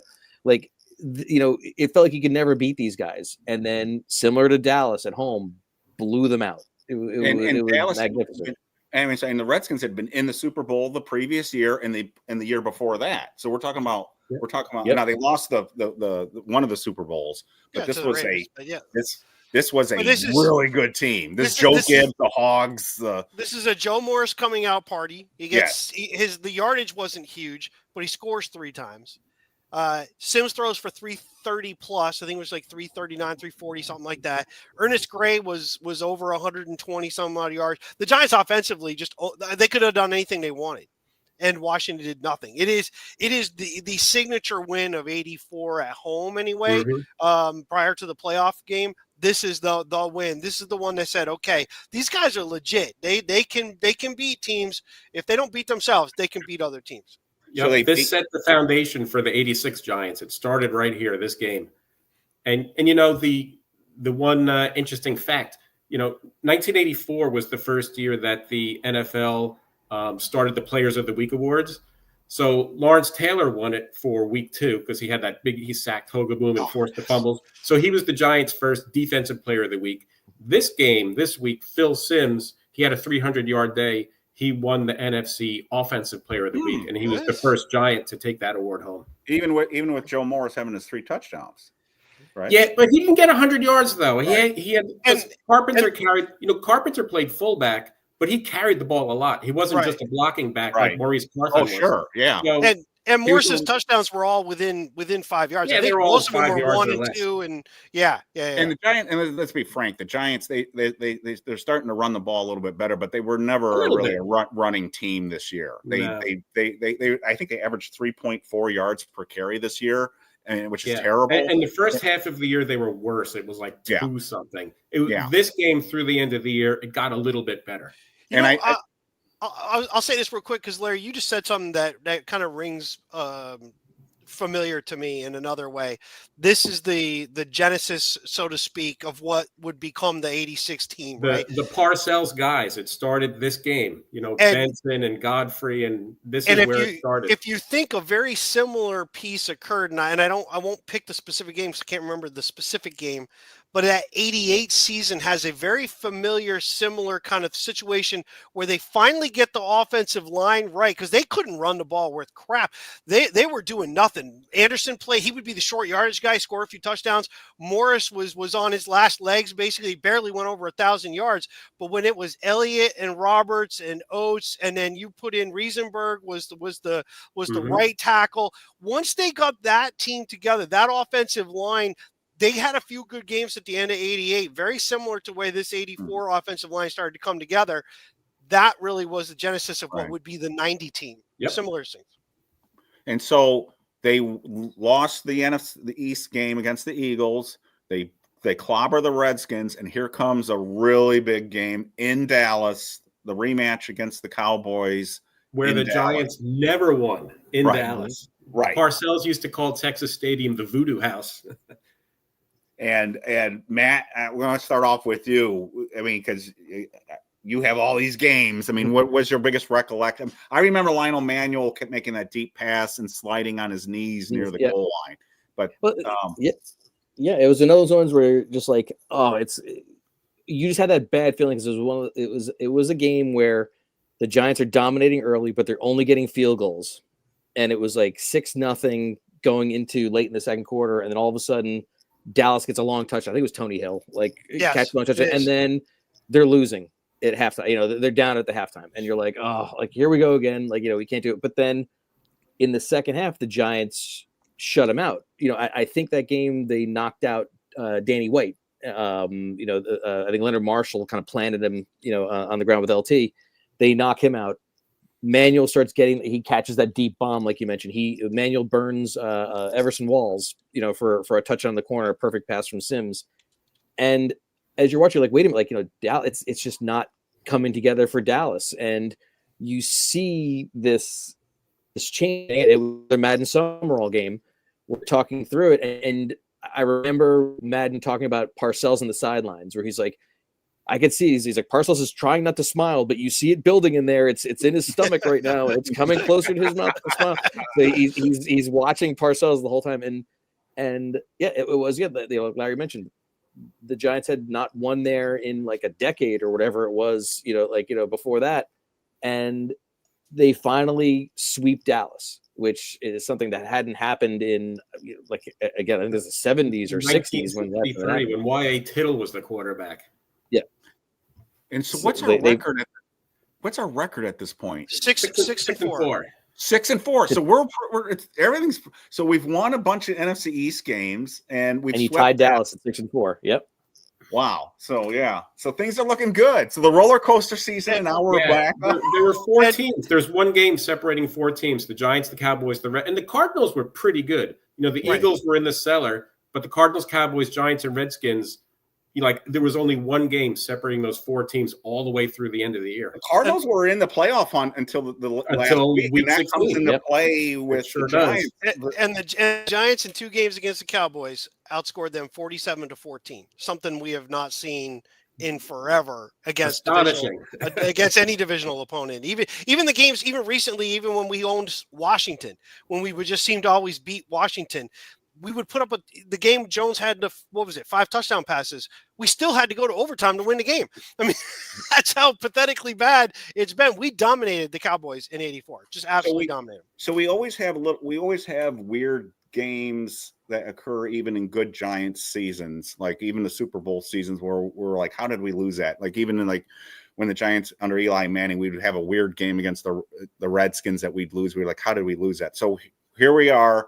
We're going to play Tampa. Now, Tampa does have a really good running back that James Wilder. That Bill Parcells used to love. I mean, he said, I think Bill Parcells would have loved to have him on his team. But we go down to Tampa. Here's the second game, and this is one of those games that I remember thinking, all right, we're going to beat Tampa, and then we're going to keep this going, and we lay an egg. I mean, it's a close game, but we lose that game. Yeah, I think the Giants spent the week reading their press clippings after sweeping Dallas and Washington in such convincing fashion. Like, all right, yeah, they're just the Bucs. We're going to show up, and they really laid an egg in this one. I think the theme of '84 is the Giants were building a quality roster. They were putting pieces in place, but the winning mentality and just being consistent in your performance, that they still had to go through that.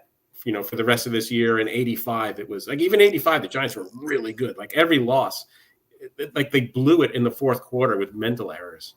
Is it Steve DeBerg who's the quarterback in Tampa? Yes. Yes. Yes. Okay. So Matt, I want to set you up on this. So here comes to me, the critical part of the schedule. I mean, there's a lot of critical parts of the schedule, but here's the next 3 games, right? This is the defining moment of this season, right? Or would you say it was earlier than this? So we got the games that are coming up now. So we lose to Tampa, and here come the Cardinals, the Chiefs, and the Jets. Cardinals, Chiefs, and Jets. I was at the Cardinals game, and they won. Spoiler alert: the Giants win. Let's game from home on TV. Again, remember, Cardinals are in this. They're in the dogfight for the NFC East. They've got a really good quarterback in Neil Lomax. I'm still to this day, I'm convinced Neil Lomax would have been way better if it wasn't for Lawrence Taylor. Like Jay Schrader, I think Lawrence Taylor kind of ruined Neil Lomax. But let's set this up. Lionel Manuel in motion. Sims back to throw. Is chased. Manuel touchdown.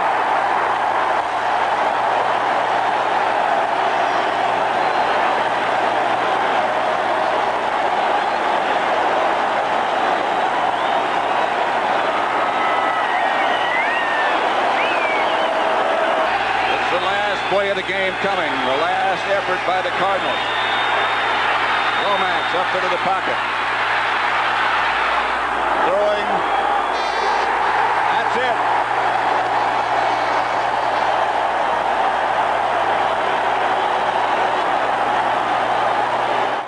So look at Bill Parcells. Yeah. He knows how big this game is. Here's another. Remember, this is an Did NFC you hear the game. crowd when Kenny Hill right. knocked that ball down in the end zone? That roar. That So the two things I remember from being at this game, being in the stadium that day. First of all, Manuel caught that touchdown in my end zone, right in the tee where Andy Hedden ran the ball back. Right, that's right in front of my seats. And Otis Anderson was a monster in this game. He had 100 yards rushing and 100 yards receiving. He was like the Cardinals offense. He was just, it's no surprise that the Giants traded for him 2 years later. He was awesome.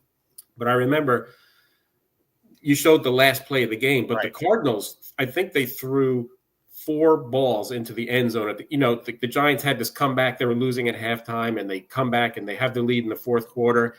And I don't remember if it was after the last play. Maybe it was the 2-minute warning, but Dallas and Washington were also playing at 1:00, and they both lost in the fourth quarter. And they were up. The Redskins lost to the Eagles at RFK, which was an upset because the Eagles were in last place.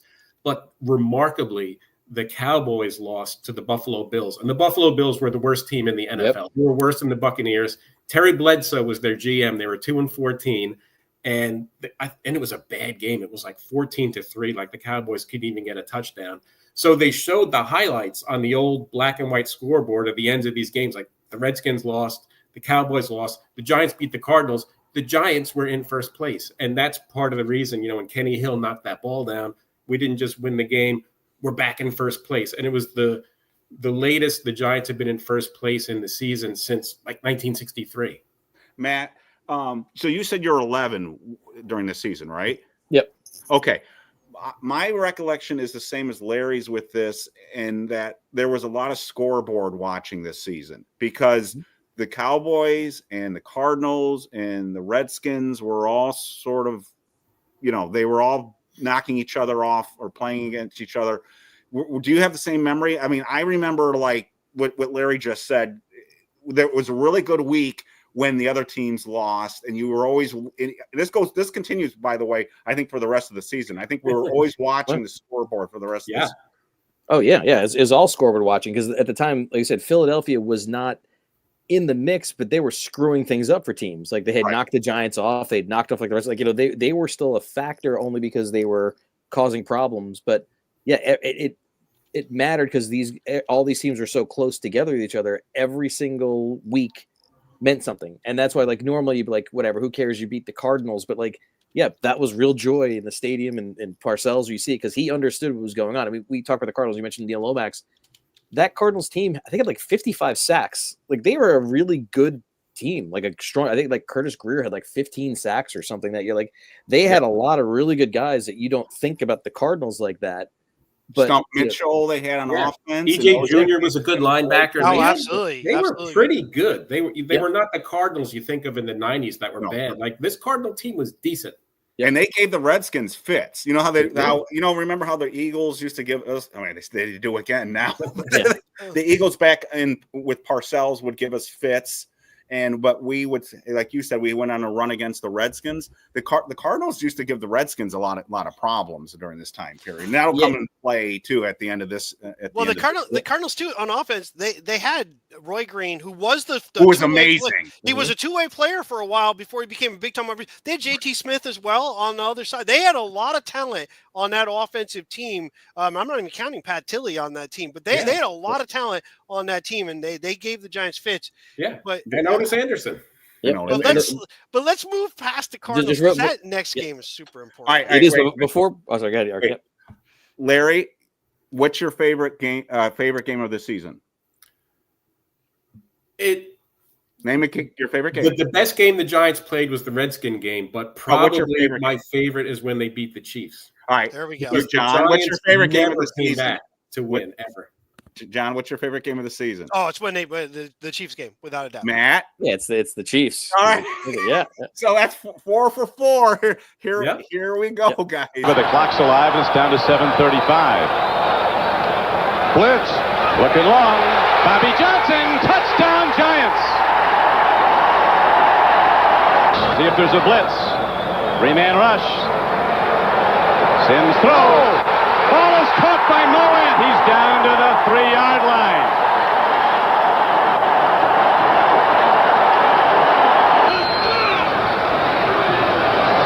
Sims looks. Touchdown, Giants. Zeke Moet on the payoff end. So the Giants must hold on and win this game to regain a share of first in the NFC East. It's 2nd and 10 for Kansas City. The Chiefs trail by 1. 1:53 to play. The Otis Brown long ball. Chiefs have it. I think Kansas City got it. But we better wait till they peel off bodies. That might be the hit ball. They got it. They rule it's the Giants' ball. All right, so we got to set this up. So for people who didn't see this game, the Giants are losing this game 13 points with 7:30 something to play, right? Yep, 27-14. Yep. This doesn't happen to the Giants. They don't have comeback wins like this. It's their biggest comeback since 1970. To me, this game, right? For me, now looking back, not at the time, I wouldn't have known this, but now looking back on this game against the Chiefs is equivalent to the 2005 game against the Broncos with Eli Manning. When the Giants came back, it proved that they could come back in a game and they could win a game, and both games at home, both games against an AFC West opponent. Yeah, and they hadn't had a comeback like this since Fran Tarkenton was their quarterback. I love this game. This is my favorite game. This is the Zeke Moet game because Sims had if you look at the stats, he had. I know he threw at least 2 interceptions, possibly 3. I think he lost the fumble too. I think he threw 3 in this game. He was a little discombobulated. Right. He wasn't seeing the field. And before the Giants, started the comeback, he was on the sideline. And I don't remember if it was Parcells or Ron Earhart, but they had Sims and they just said, just throw it to Zeke. Just throw it to Zeke. Don't worry about it. Just throw it to Zeke. And, Zeke Moet ended up with like 7 catches for 100 and something yards. I'll bet almost all of it was in the fourth quarter. It was that it was all Zeke. It seemed like you just said in the fourth quarter. That's because they told him Sims was rattled, and they said just throw it to Zeke. Don't worry about it, just throw it to Zeke. And Matt seven for 126. And I'll bet that was 6 of those 7 probably were in the fourth quarter. And Matt, didn't Sims have a key run in that last drive too? I think he scrambled up the middle or something in that game. I believe he did. Yeah, he did scramble. The only pass he didn't throw to Moet was the touchdown that he threw to Bobby Johnson that got free. Yeah. But otherwise, yeah, it was Moet all over the field. But you have to remember the Giants won that game by 1 point. The Chiefs blew an early field goal early on where they had a bad snap and the Giants kept their regular defense in, and in like the biggest mismatch ever, it was their punter Jim Arnold, who's the holder, ran around the outside and Lawrence Taylor chases him down and like slings him on his head. But if they hit that, the Giants lose this game. So it's one of those ones like, he said all these things that happen and the Giants would lose games like this all the time. Yeah. And another thing to remember, like for younger fans, there was no 2-point conversion in 1984. Right. Yeah. Right. If you were down by 15, you were done. You had to score 3 touchdowns and a field goal. There was no go for 2.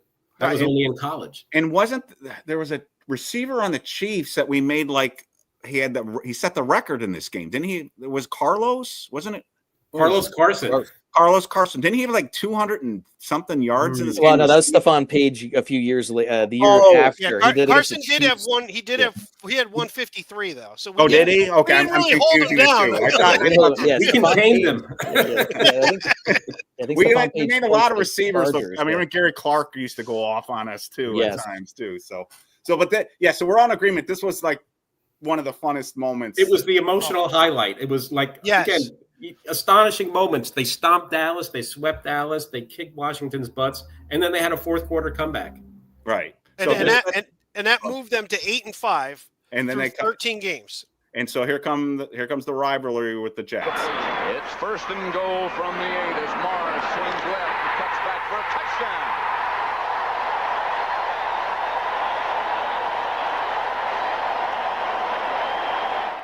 Good old Joel Walton. Yeah. Former Giant. He played for the Giants. Yes, he did. Now, so I love the dual end zones in this game because it was a Jets home game. That's why the Giants are wearing white. But one end zone was a Jets end zone, and then that end zone that we just saw was a Giants end zone. I didn't know that. Yeah, and that's a controversy because if you remember, Larry, and it's never been fully said, but the what they said is somebody who works for the stadium switched the end zone overnight. So I've tried to find this in the newspapers, and I think it could be a little spin doctoring on the Jets management. Mm-hmm. It was mentioned in the Daily News, and I'm not sure Newsday, but like they said, well, we thought it would be nice, this is the Jets' first year at Giants Stadium. They had played in Shea in '83, and the Jets said it was a gesture to the Giants. But I can't confirm this. It's not on YouTube. I've looked, but I remember. I think it was on the NFL Today where they had some groundskeepers, and like on Saturday night, both end zones were Jets.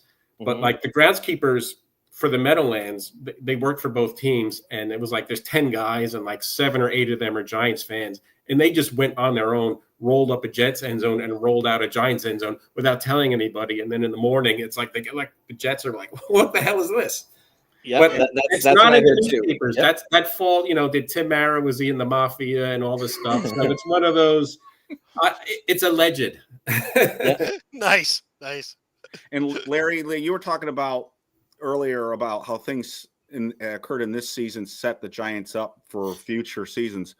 I thought this game and the Rams playoff game at the end of the Rams, we saw the first glimpses of Joe Morris's 1985 season. So on the touchdown, this was like one of the few highlight reel running touchdowns from this season. Yes. And if you watch this play, if Joe Morris if this had been farther out, he probably would have broken this for a long touchdown, which we saw constantly in 1985. And at the end of the Rams game, we will talk about, we'll get to that, but he broke a long run that got called back from a penalty.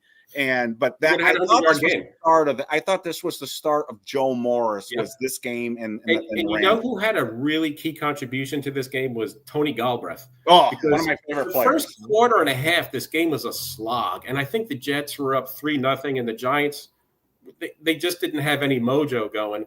And then Sims hit Galbraith on, like, he would make a move, make it, and it, like a 5-yard pass became like an 18-yard pass. And he had a long one for like 30 or 40. Yeah. And he kind of got the momentum going. He did that double spin thing on a run. Like this was like Tony Galbraith kind of gave the Giants the jolt that they were missing. If you think about it, he had 36 yards rushing, 81 yards receiving in the game. So, I mean, he had like a big contribution. Yeah. He caught like a couple of 5-6 yard passes that he turned into 15, 20. And he had a long one, like a 30-yarder. But it was like an 8-yard pass, and he made a guy miss. He was one of my favorite guys just you overlooked. Like looking back, you kind of forget the fact that this was a guy that he was a security blanket on so many third downs. He played a big role in that comeback win against the Vikings in '86. So that's right. He was like the precursor to Dave Meggett. He wasn't as good. Like Meggett was electric, and Galbraith didn't return punts. But Tony Galbraith was the third down back. Right. Yeah. Carpenter would come out when the Giants were in the shotgun. It would be Galbraith, and Galbraith would be like Sim's safety blanket. Mowat's covered, and I'll just dunk it off to Tony Galbraith, and he could make a move, and he could turn a 3-4 yard pass into 10 or 12, and he could move the chains. And Matt made that point earlier. He said he was David Meggett before David Meggett. He was David Meggett without the speed. Is how I would. But he was one of my favorite. And he was older because he had been in the league a bunch of years. He played for the Saints. He played for the Vikings. And he didn't return. Meggett was like this electric punt returner. Galbraith didn't return punts. Anything on the Jets, Matt? Or this is another game that it was a typical Jet-Giant game where like the Jets were like little brother, and they were pesky and they're causing problems and fights. So I think like Kyle Clifton got an early pick, but then I think like Haynes picked one off later, and it was back where the Jets were knocking on the door all game. And the Giants, they would either miss a field goal or hold them off or something like a penalty. And then the Giants finally got a little bit of a lead on them. And the Jets came back late to kind of at least make it somewhat more of a game. But if you watch that game, the first, like I said, it was a slog early on. And the Jets had a chance to really take control. They never did. And then that one moment flipped that it went to the Giants. And then the Jets just, became the Jets and kind of, fell apart there late. But this was another of those things that, like, the Giants just needed, they needed this win because I think Yes. they're 8-5 going into it. The Jets season was on the brink. They were starting to kind of like fall apart late in the year, but I think Ken O'Brien had a big game in this one. I think he had like well over 300 He yards. threw for a lot of yards, but when they got in the end zone, like Haynes had the interception. I think Gary Reasons had an interception. They moved the ball between the 20s, but then they would shoot themselves in the foot. I wish the NFL made these games available that you could just watch these old games like this, but that's a different story. But this is talk to me. This is Gastineau and Klecko is on that defense. I mean, they've got talent on this. Gastineau, actually, he came into this game. I think he had like 18 sacks or like. Yeah. This is the year Gastineau set the sack record that Strahan broke in 2001. But yeah. So there's the sack exchange. Still the sack exchange. Yeah. Right. So this, John, I think you were going to set this up. This to me, this was the low point of the season. So this game against the Cardinals was gigantic. Well, yeah. So we finished with the Jets game. We're 9-5, right? You're looking at the last two, and we can win the division. We can still win. The Giants controlled their destiny after this game. They were 9-5. All the tiebreakers were in their favor, and they can win the division. And they won the division, and they got the bye week. Right. And then we get the game at the Cardinals, a game that does not go the way the Giants. In fact, for the first time in a while, the defense, I mean, if you go to the Chiefs game, we gave up 27 points. A lot of that was obviously early in the game. And then the Giants offense played a role in not really doing anything, allowing for that. We gave up 31 to the Cardinals in this game. The Giants defense kind of faltered here. Yeah. And on the road at St. Louis, a game you really, honestly, I believe that probably would have just automatically locked them in at that point. They would have guaranteed themselves a spot by winning that game. They lose that game. Now all of a sudden we drop to 9-6, and things are not so rosy. No, and this game was gigantic. I remember being just devastated losing this game, and it wasn't like the Giants didn't show up, like they had a letdown. Cardinals were good. And they could still win the division too. I know they're still in the playoffs. This got them back into first place. And this game, it reminds me a lot of the week 3 at Washington. This game was tied going into the fourth quarter. Oh, was it? It was 21-21. And then like they did in Washington when it was 14-13, they just shit themselves in the last 15 minutes. I didn't remember that. They could have won this game, and they could have won that game at Washington. It was still, the Giants are a good team. They have talent. They have coaching. But the mentality of finding ways to win, like they found ways to beat the Chiefs, they found ways to beat the Cardinals, but they couldn't do that consistently. They were a pretty youthful team. Even Sims, if you take them the fact that how much time he missed as being a starter and a starter on a winning team, by the way, there's a lot of inexperience of how do you. Mm-hmm. It's one thing to win games. It's what do you do when you've won games? How do you maintain that? How do you hold that? Yeah. A lot of guys say that's one of the hardest things to learn. And this young team seemed to struggle when prosperity was in front of them. They kind of weren't ready. They didn't know what to do with it. They couldn't handle it. They didn't know how to handle success. And ironically, the Giants lost this game. This was Joe Morris's first 100-yard game. You don't see a lot of games where a running back gains 100 yards and a loss, especially in the 1980s. I put this game out of my memory. The fourth quarter was horrible, but the first 3 were pretty good. Yeah. But, it's like you just want to turn off the TV and, like Warner Wolf used to say, all right, turn your sets off there.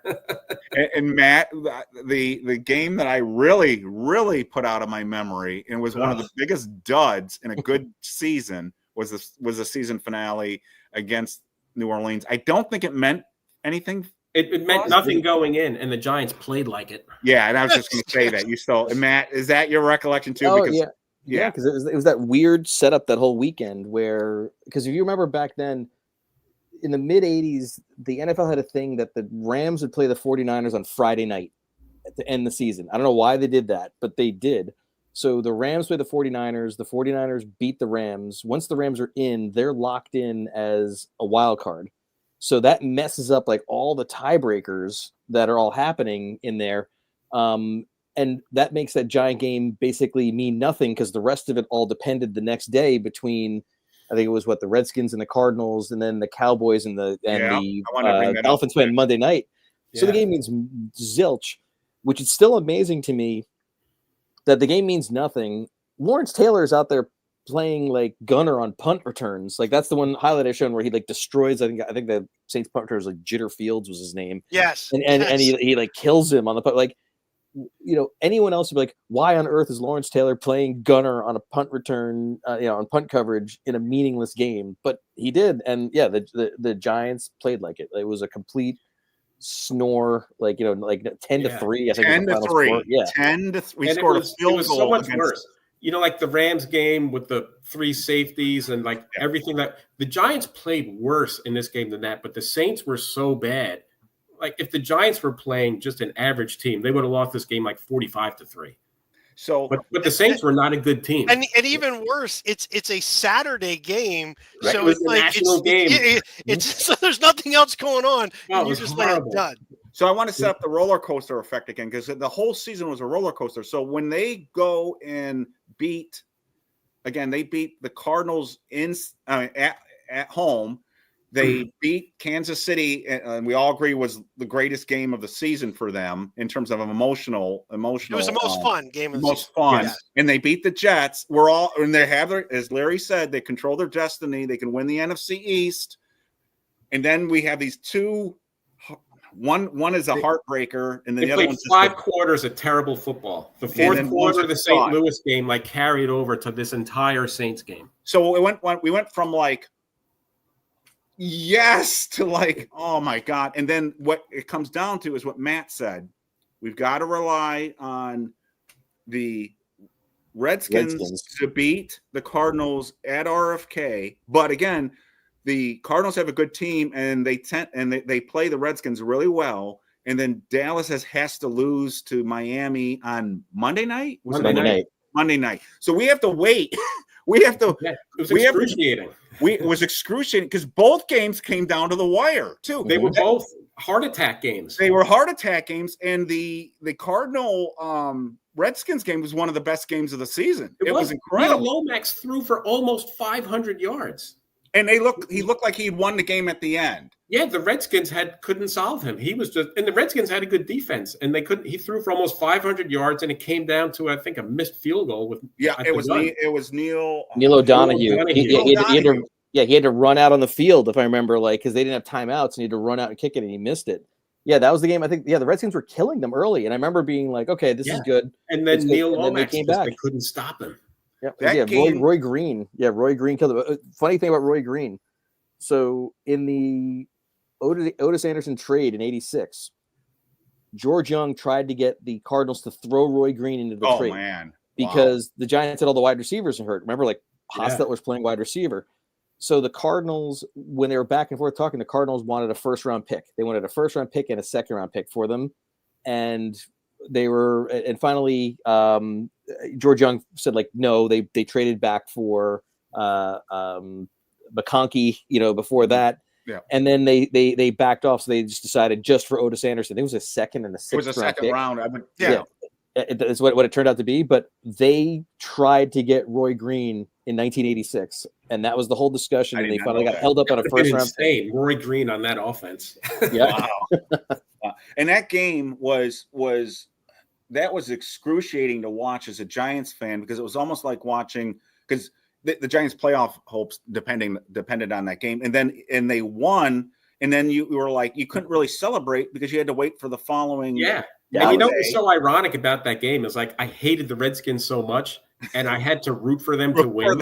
And then they're going to blow it. I'm like, you sons of bitches, the one time I root for you to win, you're going to blow it. The Cardinals were kind of a likable team in the sense that they hadn't really won anything. So in a normal situation, you probably would have been rooting for the Cardinals over the Redskins. You hated the Redskins, the Eagles, and the Cowboys. I mean, the Cardinals were like the Giants. They were the cellar dwellers. You don't hate them. So that was the Sunday game, and then the Monday night game was the Dolphins. Another heart attack. Was another heart attack. Yeah. Yes. And everything fell into place. The Dolphins beat the Cowboys. Everything fell into place for the Giants to actually make the playoffs. And the bad part is we get matched up with the one team that we looked so bad playing earlier in the season, which was the crazy 3 safeties, goalposts falling over, we go back to play the Rams. And before they go out there, they say if they're, and people didn't really take this seriously, they said if the Giants happen to beat the Rams, they already knew they would have to play the 49ers, and they were going to have to stay out. They decided they were going to stay out on the West Coast, so they didn't. And it was over Christmas because the wild card and the divisional bracketed Christmas, so they had to stay out there for the holidays. I remember that was on the news every night. And I remember Harry Carson being told that they would be staying in Fresno, and he said he thought that was a soft drink. And so I remember that. So we set that up.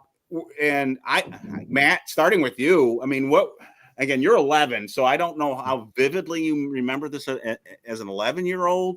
What did you give their chances heading into this game? I was excited. I thought they had a shot at him at the time. You remember Dickerson had set the record for rushing yards. He went over 2,000, whatever it was.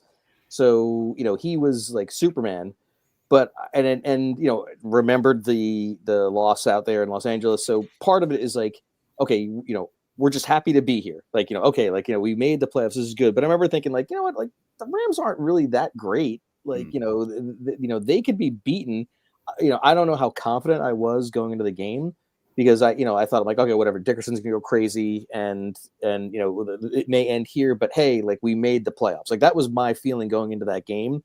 That they may have a shot at it, but I'm just happy we made the playoffs this year because then we're going in the right direction. So that was I thought there was house money going into the game. That was my take starting off. And Larry, my memory of this game is there was very little offense from the New York Giants. The highlight was sort of a Lionel Manuel catch near the goal line, and then on 3rd and goal, I think Carpenter scores sort of a leap into the end zone. He was good from like the 3-yard line. He was like he would vault. He was like a pole vaulter. Yeah, but it was such a low scoring game, and I think the story of the game was the defense. And to me, this was Leonard Marshall had a big game. That's what I was just gonna say. This was the game that I first noticed Leonard Marshall big time. Right? Yep. I don't know if you want to set that up if you remember the circumstances. I think it was I don't remember, it was late 3rd quarter or early fourth quarter. Early 4th quarter. The Giants were up 6. I think it was 13-10. 16-10, wasn't it? 16-10. Or 13-10. Was it 13-10 or 16-10? Anyways, they were driving for a touchdown. Yeah, they had goal to go, and it was 3rd down and something. 3rd and 4, 3rd and 5. It was 16-10. 16-10. And I remember, like, John Madden after this happened, John Madden talked about it for the rest of the game. Instead of handing the ball to Dickerson, he gave it to Dwayne Crutchfield. And Leonard Marshall just popped them. It was a 2-yard loss, and they kicked the field goal, and like that was it. And then the Giants got the ball, they got a 1st down, and then they exchanged punts. But John Madden kept saying, "You give the ball to your best player. Why are you trying to trick them with Dwayne Crutchfield? You have Eric Dickerson, 2,000 yards." But of course, John Robinson is thinking, well, they're going to key on Dickerson. I'm going to give it to this other guy, but Leonard Marshall came off the block and he just nailed him.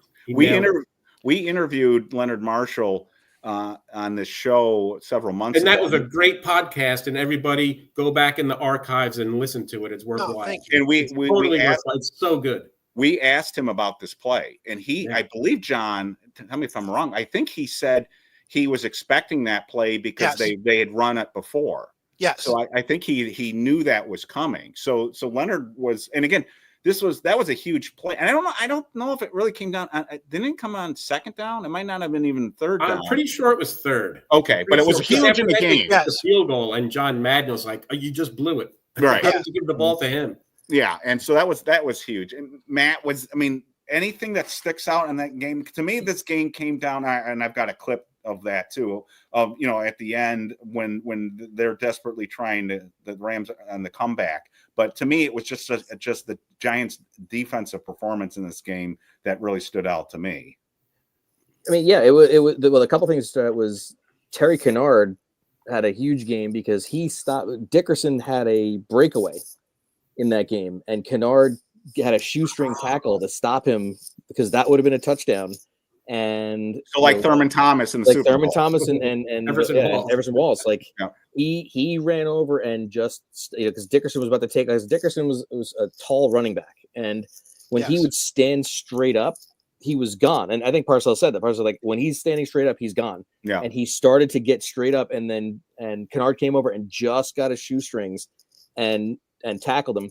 But also, this game wouldn't have been close because a couple things happened. It was funny because Madden was conflicted a little bit in this game because he was a childhood friend of John Robinson. Like I think they grew up together. And he was killing him for the Crutchfeld call. And he's like, and he even said it when I went back and showed the highlight of it. He's like, he's like, John Robinson's a friend of mine, but why would you do that? Like, he was trying to be honest about it. But there was another play that Jeff Kemp just like heaved one up, and I think it was to Drew Hill. Drew Hill was on the Rams back then before he went to the Oilers, and they called a pass interference on Kennard, and Madden was like, "That's not pass interference. It's not even close to it." And that set up Dickerson's touchdown. Eventually, he got to get him back in the game, but the Rams didn't do anything because the Giants they forced an early fumble because the one thing about Dickerson was a fumbler. And he did also he two in this game, I think. Yeah, he had two. I think it was McGriff forced the fumble that that reasons I think got reasons got back. So it was kind of like a sloppy game that's going, and you had the Ram fans back then I think had that like Southern California laid back, so it wasn't like a hostile atmosphere. If you go back and watch the game, it was almost like it felt like a regular season game that all of a sudden people they realized like, wait a minute, like it's over, the season's over, and the Giant fans are into it. And you may show the clip here at the end of LT, but what I remember was Terry Kennard making that like a couple of huge plays to save the game.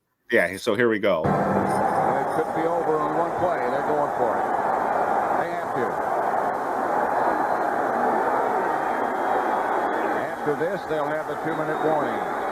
Taylor showing blitz and coming. And Kemp is hit from behind. The ball comes loose, and the Giants will get it. And it appears that the Giants will be going to San Francisco. By the way, I always, when I see that clip, I always say, what the hell is with that hat? I have that hat.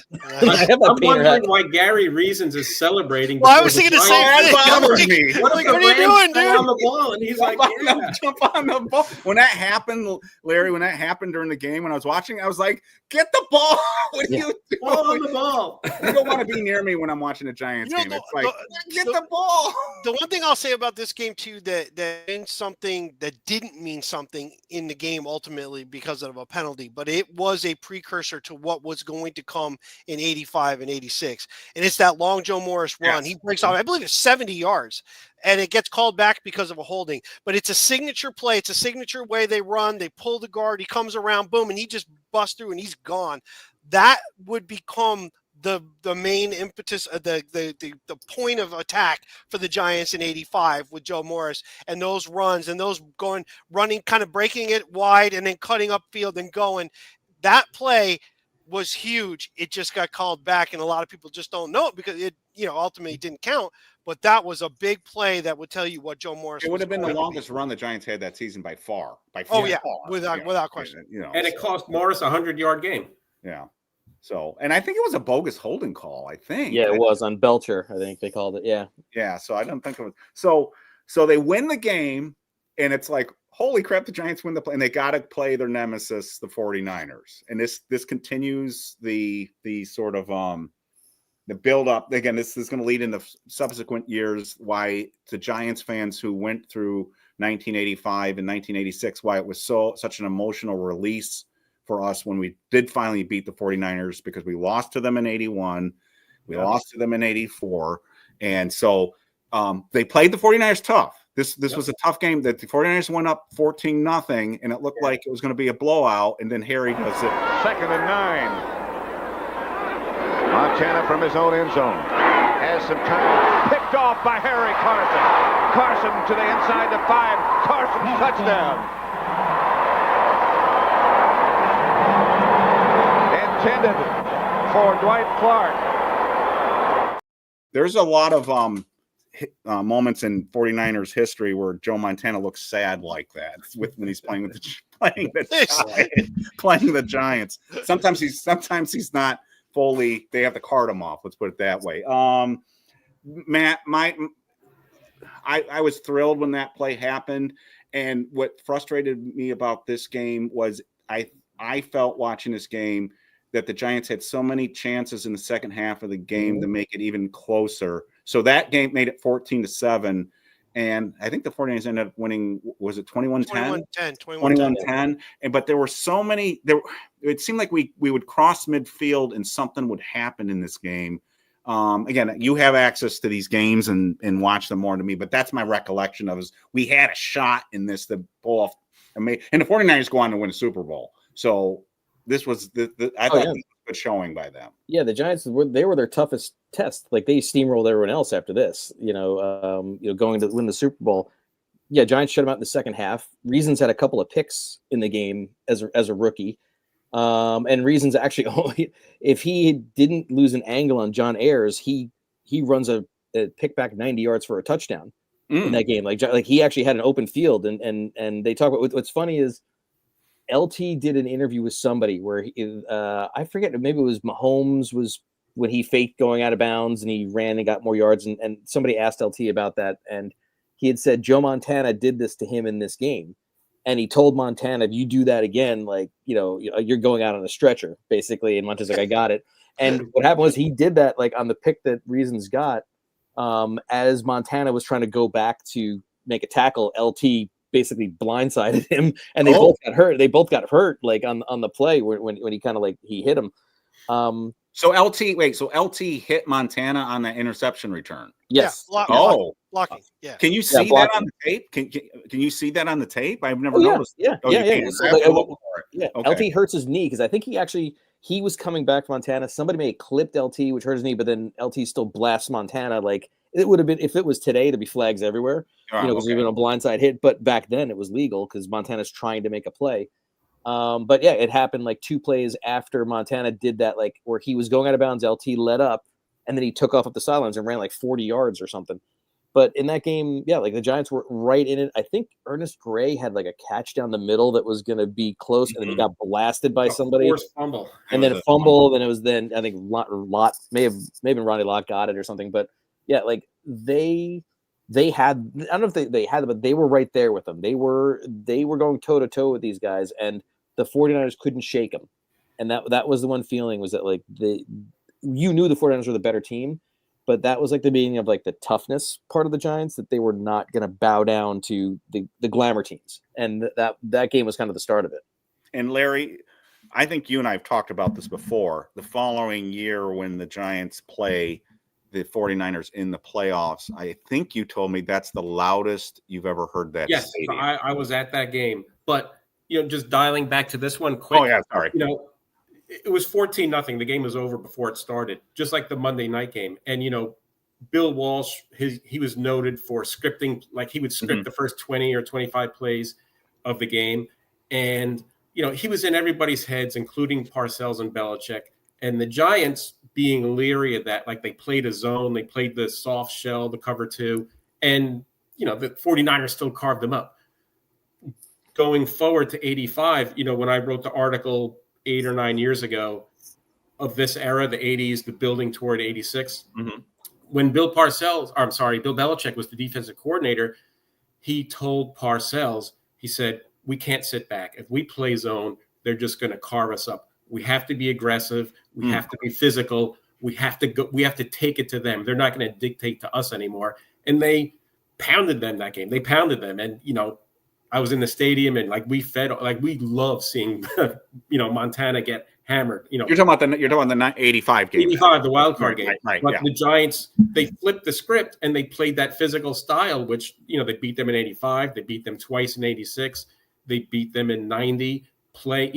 Being aggressive and taking it to them and being physical with the receivers, whereas 84, going back to 81, they were passive and they played zone and they let, they just it was like read and react, watch what they do instead of, screw it, we're gonna go get them.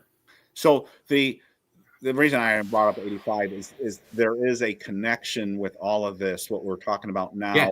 Lessons learned. To what leads up to the 86 Super Bowl. So it leads to 85, which I know that sounds obvious, but sometimes you see that all the time in the NFL, that teams will have these one really good seasons, and then they can't build upon it. Yeah, they had a nice progression, 84, 85, 86. They were putting the pieces of the puzzle in place.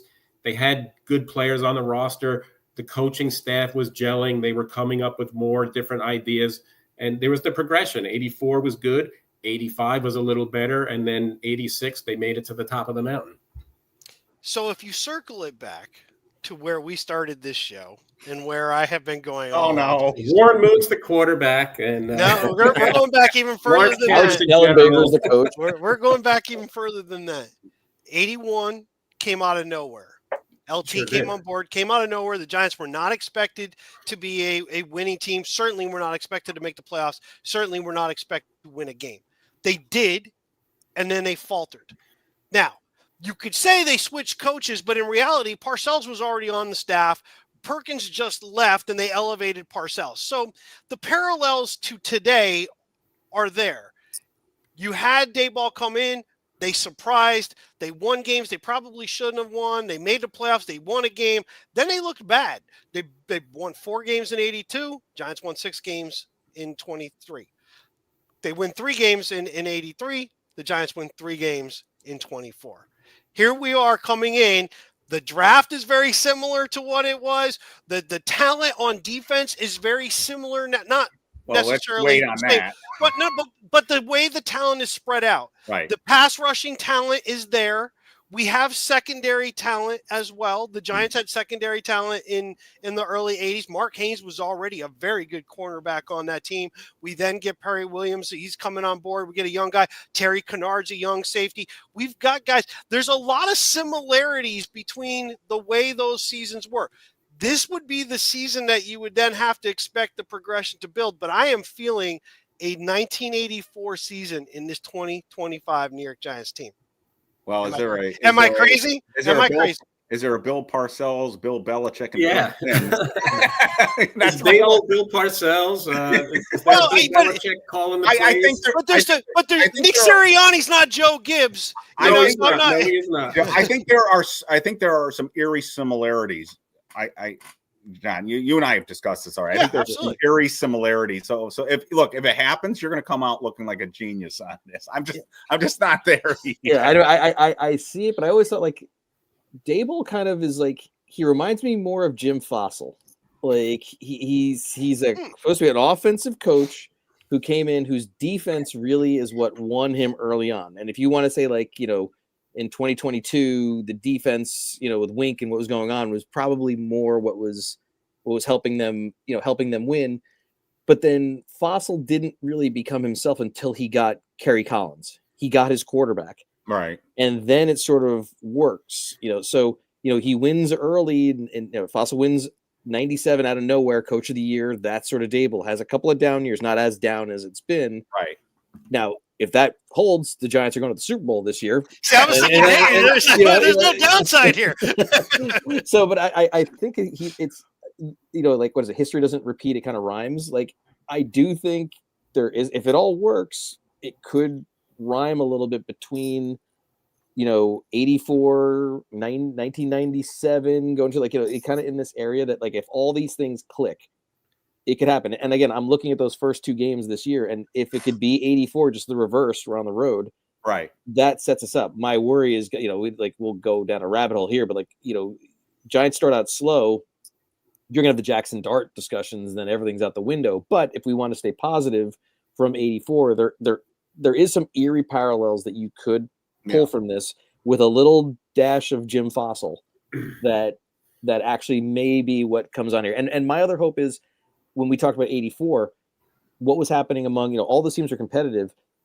Philly had already kind of come down back to earth, which is maybe that's the Dallas equivalent in our world over here. Right. Sure, Dallas has come back to earth. Yeah, that's a good equivalent. Yeah. Yep. You have, and the Dallas 84 was getting old.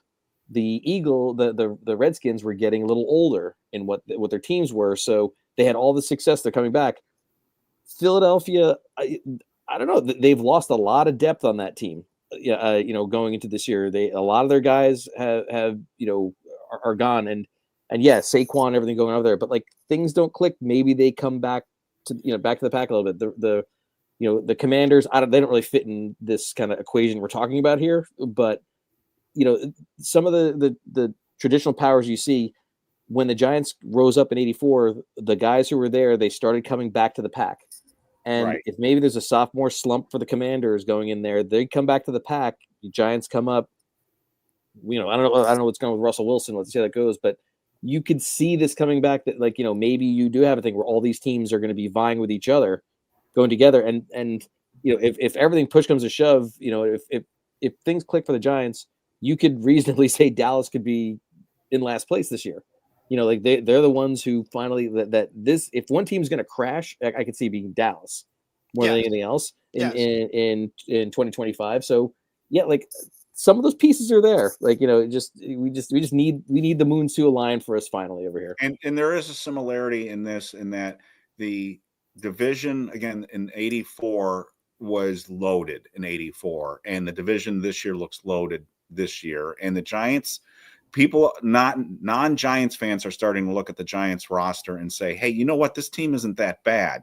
I saw another video today I was going to post on the website, but I was going to be accused of, the other day I got accused of directing traffic to YouTube for profit, which I'm not doing, so I didn't do it. But there was another person that posted this thing, said, hey, the New York Giants are my surprise team this year. And this wasn't a Giants fan. This was a guy that said last year he predicted the Commanders were going to be his surprise team. And he said, this roster looks pretty good. He came back to, again, the quarterback situation. Mm-hmm. So we'll see. The Giants don't have to win the division to get to John's parallel. They just have to try to get to a wild card game. They don't have to knock off the Eagles. They just have to somehow, the schedule's the problem. That's the issue. So, but again, but I'll say 84 was similar.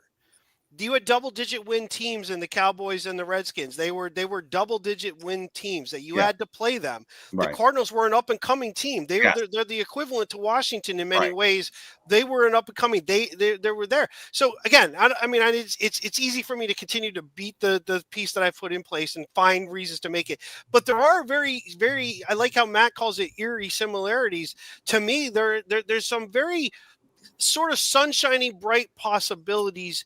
If the quarterback piece was, and a lot of us do think that really might have been the one thing that was really holding a lot back, not the entire team, but clearly offensively, we just couldn't do anything. And even an average NFL quarterback would have put up more points for us last year. We saw it. Drew Lock actually looked a little better than Daniel Jones did at different points in time, which is really pathetic to say. So what we need is that quarterback piece to be okay, but I'm really looking forward to seeing what we do on that defensive side. I want to see Abdul Carter come up the middle like LT did in one of those plays. I want to see him come from the outside. I want Thibodeau to get that free piece. He's kind of a George Martin. He's more of a, I guess he'd be more of a Casey Merrill kind of guy, body size, rush wise.